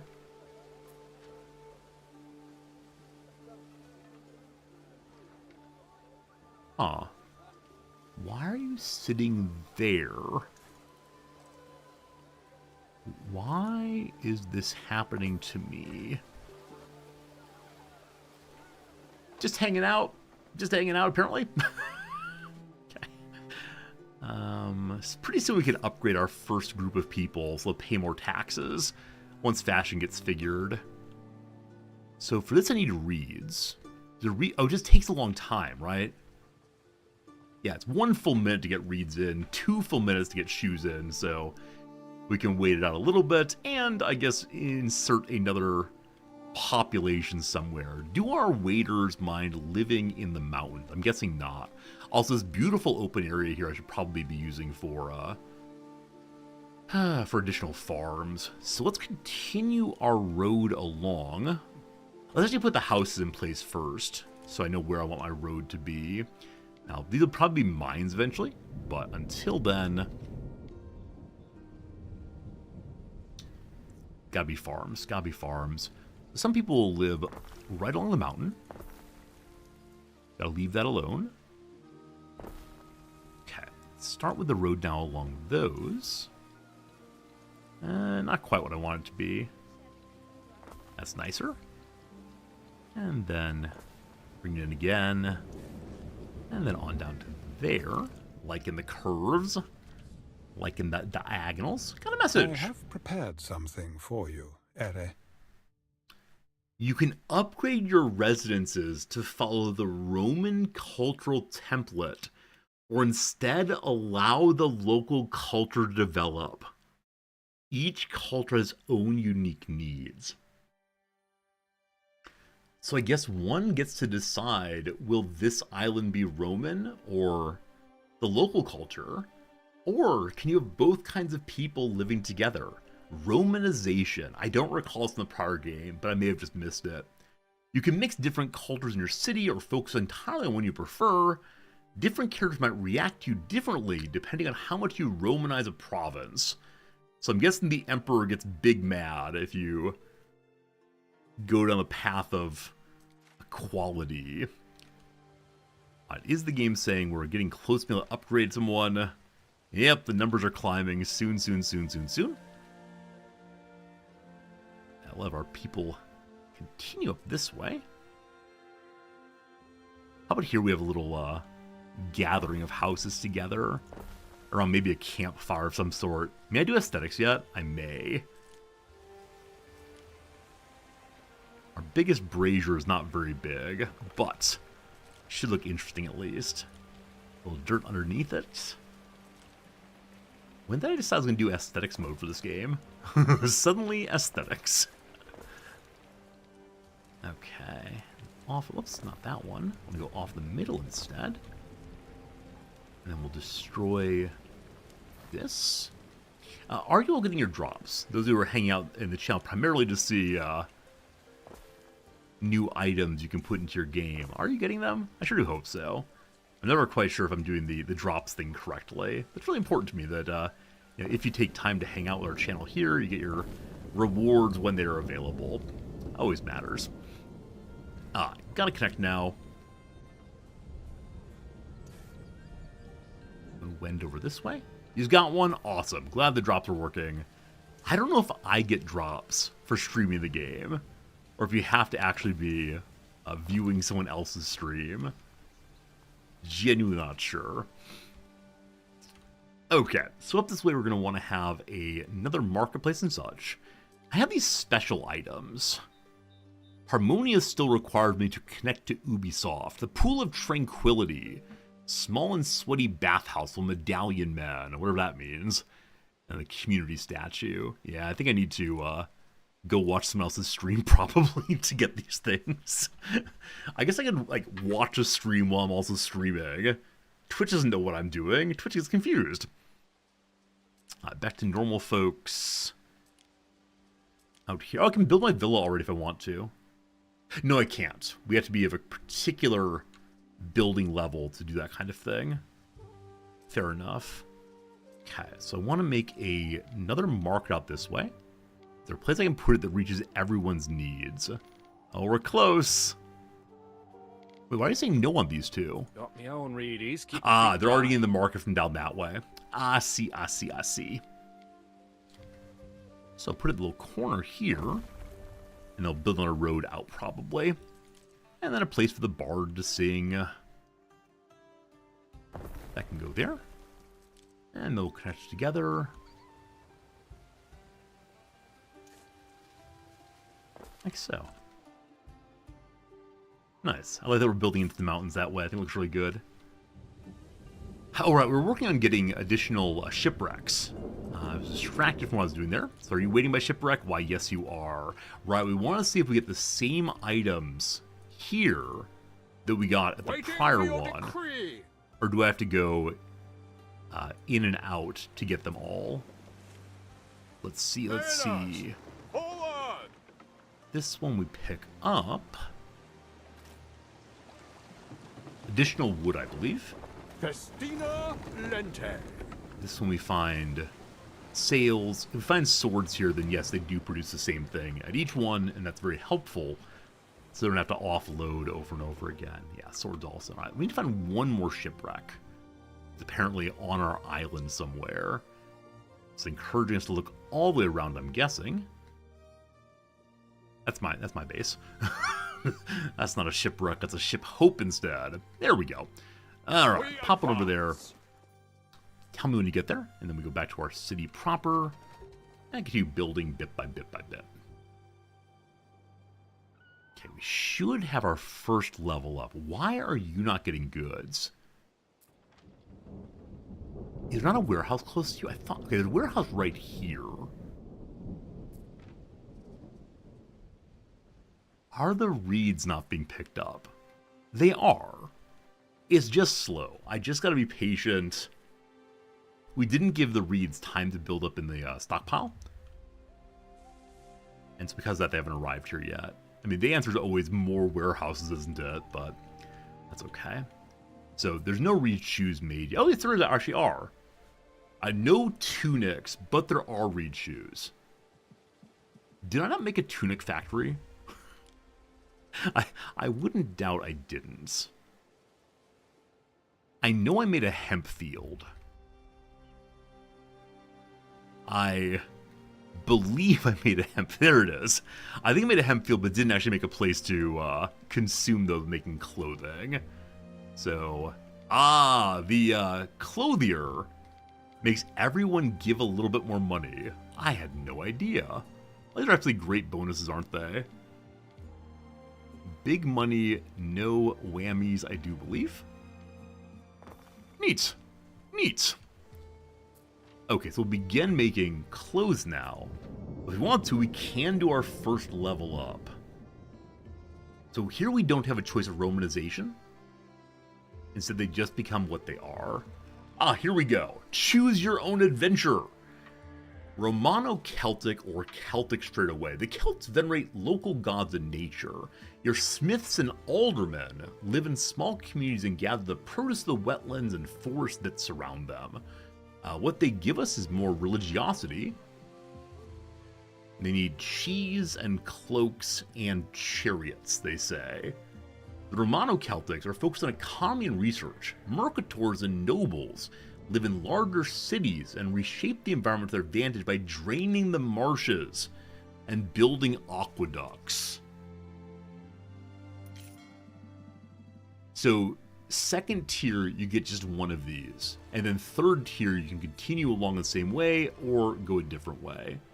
Brooches and bird tongues in aspic. I'm sorry, what? If in doubt, a noble must do as Romans do, even if it means paying through the nose to quaff repulsive bird tongues. Is this a Roman meal? Bird tongues?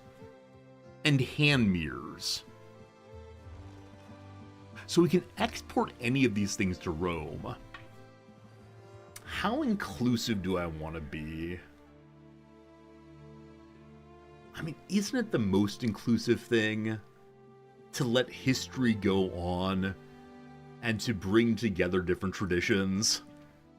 The claim that any group is pure these days, of course, is false. We're draining the swamp. Looking forward to doing business with you, Gov. And to you, Mercator. They want breads and sausages. And now we have our first building as well. First special building. Please go away. I can build a well. The well improves fire safety, but also looks appropriate in a city like this one, I think. It's just a small area, though, man, okay. So well on the corner there. well on the path to the mountain. The well requires tiles, so it's now time to start making tiles, unfortunately. And build a depot. We're allowed to build the Gubernator's Villa now. Not the officium yet, but the Governor's Villa is permitted. Okay, I believe we've arrived at our next boat. We have. We'll go ahead and take that apart. What possibly require? By ramming speed, apparently. Hello? There we go. So those are a right click, not a left click. These are left clicks. I'll probably learn the correct clicking at the exact same time that we actually are done playing this game. This one only dropped 2, not 3 resources. So we did not get any sales here. We got 5 swords, though. So we're looking like we'll be able to outfit a fairly strong army much faster than on the prior one. Okay, let's go home, boat, please. And then we have a mission to go speak with the Procurator. He'll buy literally anything we have, so maybe we can save up something to sell to him before too long. What is wrong with you? Out of wind and rain. Simply no warehouse nearby, they're saying. Okay, I mean, that is true. One's kind of far away. So up in the hills, we'll throw in a warehouse that perhaps connects to something else of value and interest. We'll swing around it like so. Put a warehouse, I don't know, right here. Is it not actually on the road? Is that the issue? Wait, is it back one? This does happen occasionally, I don't notice. Hey! Hey! You're absolutely right. It just wasn't on the road. Cool. I don't like the warehouse being in the middle of the city here. I'm going to leave it, though, because I'm sure we'll need it eventually, but... We'll go out in the boonies in the industrial district there. May I level up someone else? Yeah, the houses are turning, like, rightfully Roman. I think once we have Roman houses, it then feels like we should go and throw things together as, like, Roman city blocks. Jellied flamingo tongue was a Roman delicacy. Wow. That is disgusting. I mean, I have eaten lengua, cow tongue, in burritos at an authentic Mexican restaurant in Elgin, Illinois. Is it denarius? That's undeniable. I have no idea. I have absolutely no idea. But yeah, now the idea of eating tongue seems really quite unpleasant.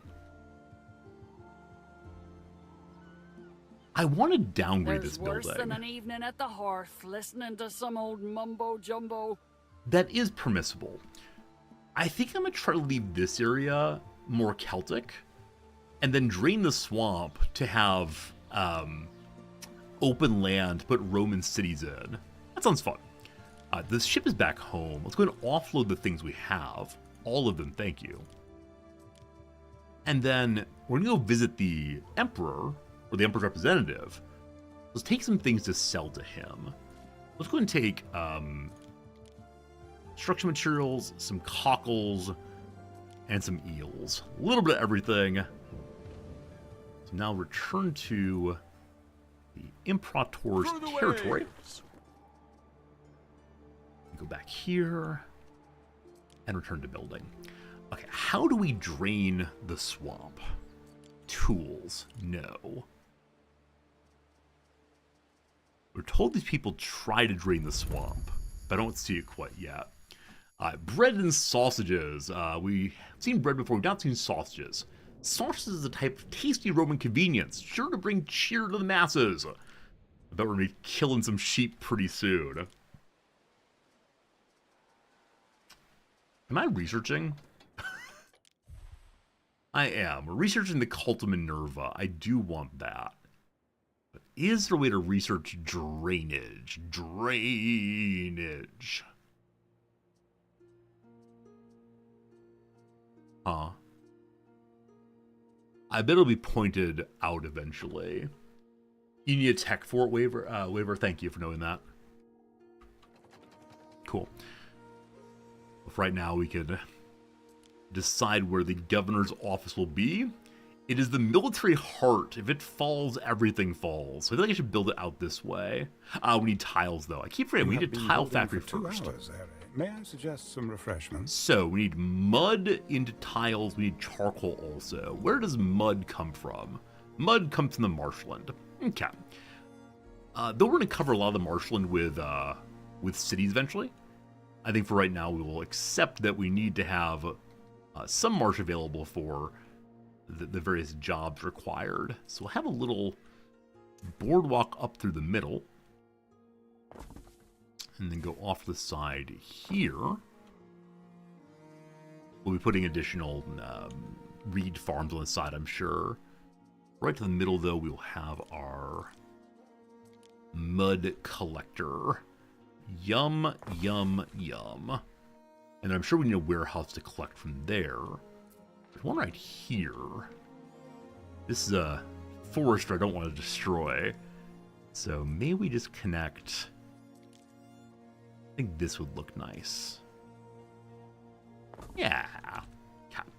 I hope that's in range to be collected. Now, off of that, we then need to have charcoal production. We have none of that yet. So, up in the woods, this lowers health and also lowers, like, causes things to burn down terribly. We don't have the fire department here yet, do we? I think it's a particular size of city one needs to have the fire department. But the well helps a little bit. So, put a well right next door to it. Tiles again. Accursed tiles! So, for a moment at least, this place could possibly burn down. That'd be, you know, less than ideal. But, until then, we'll be good. Oh no, I cut down our trees. You fool! Oh, I can't undo that. Okay. I went right through, destroying all their precious, precious trees. So how do I repair that situation? We go to here. We're good. Good there. Okay. So the road can then go on this side. Now you're fine. You have plenty of trees. Good. It's going to need a warehouse, certainly. And we're fine putting that out on the open territory here. Cool. All connected, all good. Friends, it's noon o'clock my time. It is time for a quick 3-minute ad break, during which we'll do a little bit more crossword puzzle.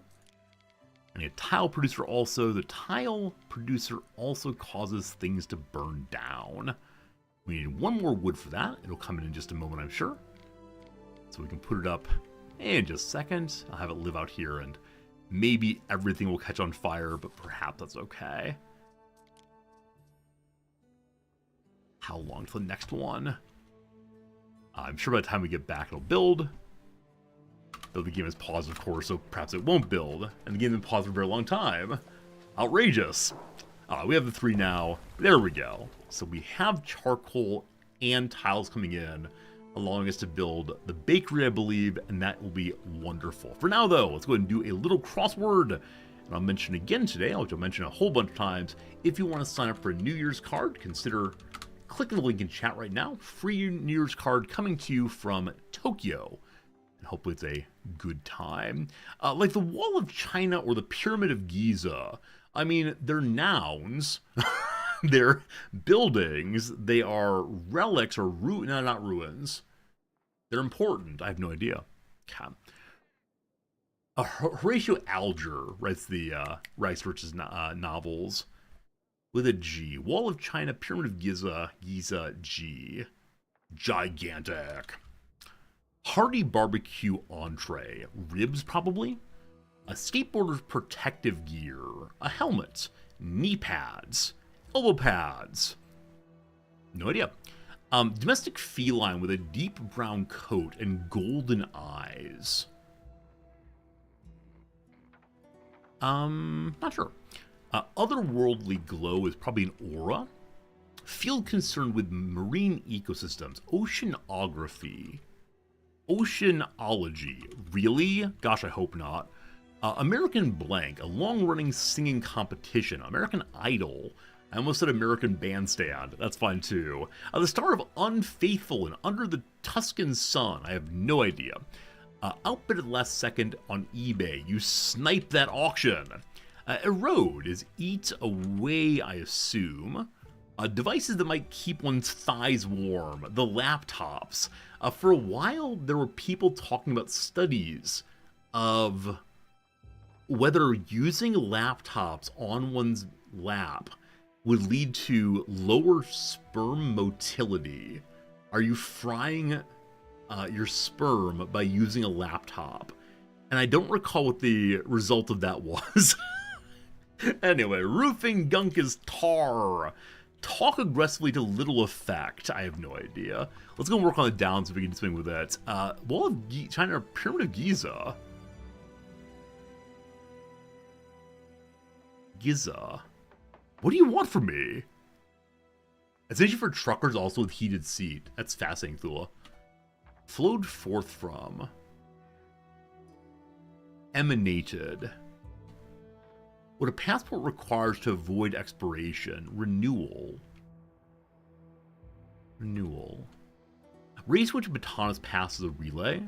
Pick to click is an icon.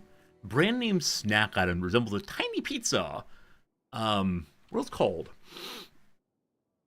There's Lunchables. It's not that. Lunchables. I have no idea. Something lunch, maybe? Muddy enclosures, a sty. A Burmese cat is the one that looks that way. Oh, they're just great. The Great Wall of China, the Great Pyramid, etc. Duh. Buh. Sustainable energy choice is solar, so Diane Lane. A bagel! It's a bagel witch, maybe. Are you a bagel witch? I have no idea. Alright, blobs on a pallet are paints. A headphone guided trip through museum. An audio tour. Came by for a visit. Dropped in. Oh, bagel bites. Bagel bites. I had it as a child, I believe. Bagel bite. There we go. Oh, the skateboarders' protective gear are not elbow pads or knee pads. There's pads. They typically work on commission. Salespeople, salesmen, I don't know. Sales dudes? Sales reps, probably. There we go. Alright, with that, we'll pause there and get back to the game in a while. This puzzle is supposed to be for beginners. I'm having so much trouble. I mean, as usual on Wednesdays, I do overcomplicate matters. But then when don't I, of course? Alright. Building things is/are happening. Shoes of reed are better than none shoes at all. They still want their bread, their sausages. They want a Grammaticus and a Phantom. They're getting their tunics gradually. I have to do more of those soon. Alright. How are the basic people doing? Y'all have your needs met? They're still getting tunics. So big demand for tunics from everybody. We've just started making them, but I want to check and see what the relationship is between tunics. Hemp growing? It gives 1 to 1. And then the tunic maker, right here, I think. Nope. Right here. Oh, boy. Tunic maker. Oh, gosh. Is it you? Hey, there we go. It's 1 minute for 1. So they're an exactly perfect relationship there. Maybe it's time to have some more hemp. We'll go ahead and put that in right now. You can go on the other side of the street. Or other side of the trees here. So I'm going to copy you. Entirely, if you please. I missed a little bit, but it did move over entirely. Fantastic. And so with that, I can have another of the tunic makers. Lovely. And again, it leads to more income. Does that stack? It does not stack, unfortunately. So up into the hills, we'll put in a tunic maker. And maybe it's more income because they're closer by and don't waste all their money on the commute. Good. Okay, I believe I loaded up my ship with this and that. We've rode on over here. It's time to say hello to the quest targets. Speak with the Procurator. Yes. You're here. That's good. News travels slowly to the Empire's extremities. You better fill us all in. Emperor So the new Lucius emperor is dead, you say? Yes, Calidus is the Emperor now. He didn't think much of Lucius's choice of heir. Julia's locked up in a temple. Calidus always did have the loyalty of the legions. But I'd never write off a snub Julia Augustina. I don't see what she can do. He's got the Senate and the army, and she has... well, no one really. Calidus may have frightened the Senate into temporary submission, but they don't like him. And she has all the connections. The daughter of Emperor Servius, conqueror of Albion, the true progenitor of Pax. Lucius took all the credit when he died, but defeating the Celts was Servius's triumph. I see. Our glorious history. Virtue in war. That might not mean much to you, but it sure does to Calidus. His father was a corpse-bearer. He's got much to prove. Feel free to take a look around Whitecliff. I will answer your questions. Alright, so it seems that it's going to be us as the savior of the Empress. And then maybe we get to be adopted daughter and also become Empress. Hello, how's it going? Any first impressions to share? I mean, I think that the first impression to share is this is an Anno game. Which is to say the building loop is exactly the same as every other Anno game you've ever played. So, at some level, it's very satisfying if you want to play an Anno game. It's very satisfying if you want to play a Rome game. You're not going to see anything radically new. They have reintroduced land combat, but I haven't actually seen that happen yet. But yeah, I mean, I think that it does what it says on the tin, and if you want that, cool. If you don't want that, cool. But there will be no major surprises in playing the game, at least not for me so far. Does anyone have further reflections on this one? Anything else to share about what you've noticed playing or watching? I think that really is the truth of it. It's fun. I'm enjoying myself, but it is an Anno game set in Rome. What more did you want? We stand. I want to go and sell some things straight away. Said he'll buy all of my things, though he especially wants porridge, wine, trousers, and sausages. Of these, we have sausages available. But 240 money, done thanks much. Done. Enough to stop a month and a half of bleeding in cash. Thank goodness. He said I'm welcome to look around his town. Hello to you. I climb the cliffs sometimes. Can't afford to lose my edge. So we get contracts from the lighthouse. Destroy. A level 3 quest or level 5 quest. You can get huge money. Right now I have only one civilian ship. It's not going to do it, unfortunately. You haven't played any Anno titles before. It's interesting, but surface level in contrast to Paradox title. That's totally fair. Yeah, totally fair. It is a city builder with econ chains. And I think that is the way to describe the strategy of it, is how do you build econ chains that are productive as you expand? How do you make sure your civilians have what they want so they don't rebel? All of that. But no, it's not trying to be a grand strategy game. It's a more complex Sim City. It's a game like Tropico in some ways, but it's not trying to be the world's hardest game by any means. If you want that for a city builder, the game you want is Workers and Resources, which I'm considering playing again soon, because I do miss how it made me feel, namely overwhelmed in the most beautiful of ways. What else can we learn about here? The jail. This is the castrum. Men and resources are limited, but we make do. There's the elephant. Be nice to the elephant. She's still tied up. Let's so not terrible. talk about the elephant in the room. Ha ha ha ha ha. Then here is the jail. The Skaha we can lay hands on, we keep here. Skathach. Skathach? I notice you came here without a flagship. It's one of my duties as procurator to ensure the governor never goes without one. Procurator. Procurator. So he's going to give me a flagship. Select your new one. So he just give me this thing. Here's your flagship. If you ever lose it, the regulations will compel me to fit out a new one for you. Hey, thanks! Is there any way I can take advantage of that? Ah, anxious, yes. Anxious. I want you to go beyond the Limes, up to Carrickmore.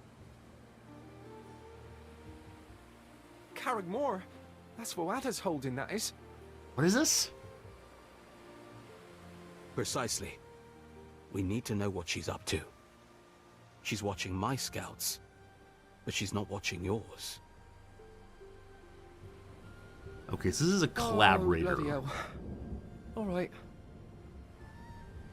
Anxious here in this ship. What do we do about these people, Ben? I believe the Emperor expects us to conquer them. We just got rammed. Look, we can hardly walk in and kill them all. We'll be relying on them to feed us. Festina Lente. Right. Listen here. Titania, Titanius. You'd best stay put until Manx returns. Okay. His visit might stir the waters. I was planning to go back home, but let me wait here. So, well, strictly speaking, it's a one would only spy. need to subjugate their leaders. This Woada, for instance. She's probably a lot more popular around here than we are. We'll have to win over some of these Celts. So What be a do you good intend guy. to do? Paint your face blue? Partake in druidic dances? That was the goal. If that's what it takes to keep them from murdering me in my sleep, sure.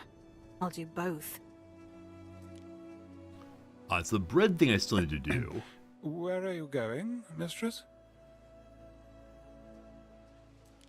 I'd like to talk to Manx. Something's off. Manx! Manx! Wait! Okay, we're not supposed to have done what we just did. So you If wait I here so you don't may. go too far away. 1 minute, 1 minute. Planting some wheat. Out here, your cities will suffer without a barricade. If your husband should have a relapse, the responsibility of defending them falls to you. So build a military. What could you possibly require? I don't So have we a have our man to own spare. large ship now. You'll need a barracks, and you'll need to train your own soldiers. I'm guessing we'll see land combat Legion's fairly finest. soon. Ready?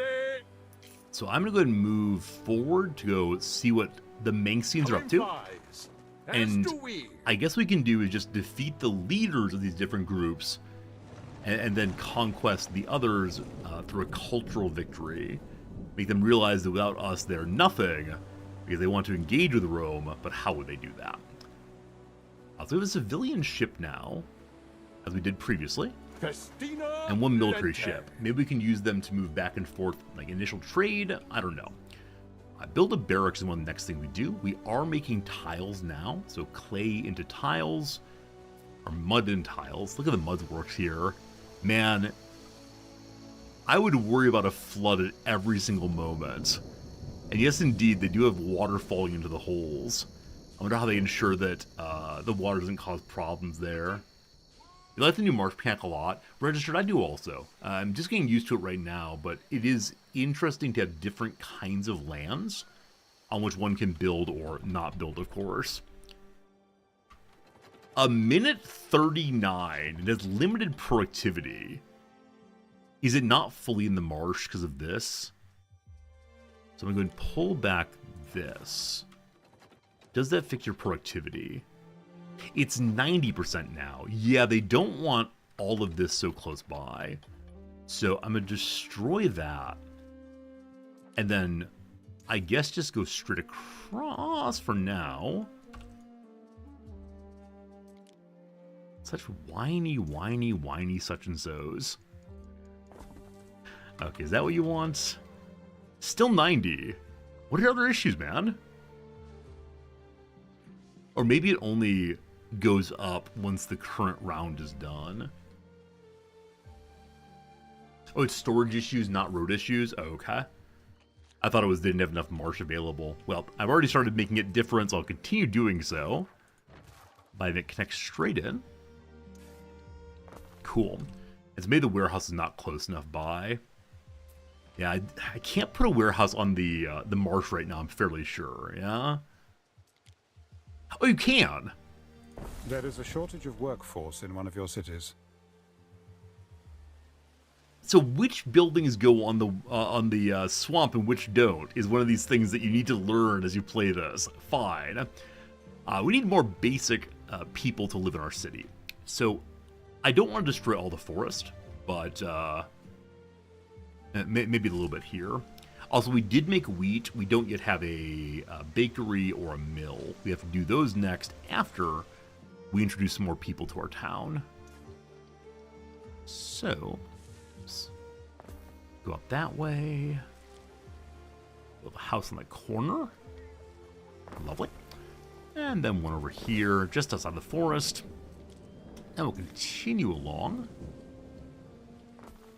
And we'll be connecting this over here. Nice. And then getting a couple more people in here. I can destroy a little bit of forest, unfortunately.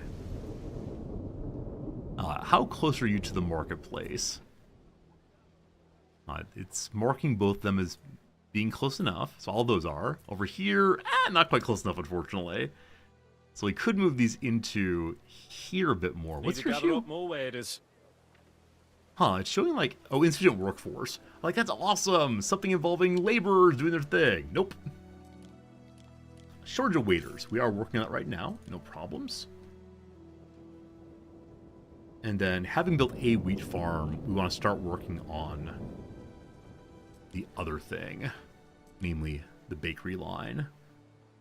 This requires amphora to run. Is that right? No. The amphora signal is the Mercator workforce. It looks like amphora, though. It's not great. Also, am I running out of money again? Oh, man. The thing, of course, is we just need a lot more population. We just need scads and scads of population, which is not exactly amenable, or my building style is not exactly amenable to that, so you're all becoming the civilized tribes at once, unfortunately. Civilization means packing everyone in as close as possible.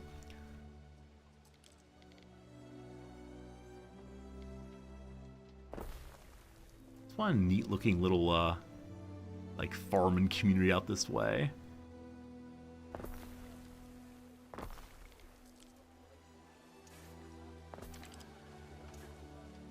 Oh, not two, just one, please. Whoops. What a mess. What a mess. Okay.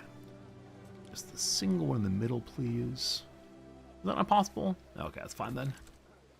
It appears to be double wide. It really does. But is that a single road? I guess it's a single road. Thing. Huh. Letters from the continent often come to Whitecliff first. We would like more letters, if you please. A letter from Latium for you. I have read it. In line with my role as procurator. Uh-oh. Look at these. There are whales here. For me. Not my husband. It can't be. Mum? So, for each you, of the Lady different... Marcia. It was written by Empress Julia. Well, I would normally have to report such correspondence. So I do each not of see the... why you, Stop a talking! woman in exile, should be deprived of all friendship. Stop talking! After all, it's not my place to decide the friends you keep. Okay, we need to talk to the Manxian My fellow. career could Stop be a it! little love from above. Are you quite finished? Alright, so each of the different islands has contracts that one can do to make money. One of them is just bring 9 wood to someone. We'll do that in a moment. But now, let's have a chit-chat with this buddy. Talking to the Manxian man who is spying. We're supposed to follow behind him. Oh no, is it time for our first ever battle? Marcia Titania, I'm not sure now is the time, see? I'm off May I to... link to them? I don't think so. Forward! Rain or no rain, I'm happier here than I was in my father's palace. Spinning and watching other people live their lives. Let's go and read the letter from Julia. Howard Moore, I heard. Why are you going? You didn't seem happy about it. No story time? Oh, well, Corvinus thinks Voeda may attack the governor. He said we've got to keep you both safe. I'm not happy, but he's right. I'll scout the place. I wonder if whenever we get to That is, this... very noble of you, and him. But if there's going to be an attack, we better know what we're up against, right? We won't get in your way. Please. Corvinus will have my eyes. I think that's enough. Friends, I hope you have a good day. I'm gonna go away now. The storyline is delightful, but a bit too much talking for right now. So thank you for being here. I hope you enjoyed yourself. I'll see you again tomorrow. So more video games. Will it be this tomorrow? I have some doubts. We'll see. Maybe workers and resources, maybe something else. I'm just not sure. But I appreciate you a whole bunch. And thank you for being my friends.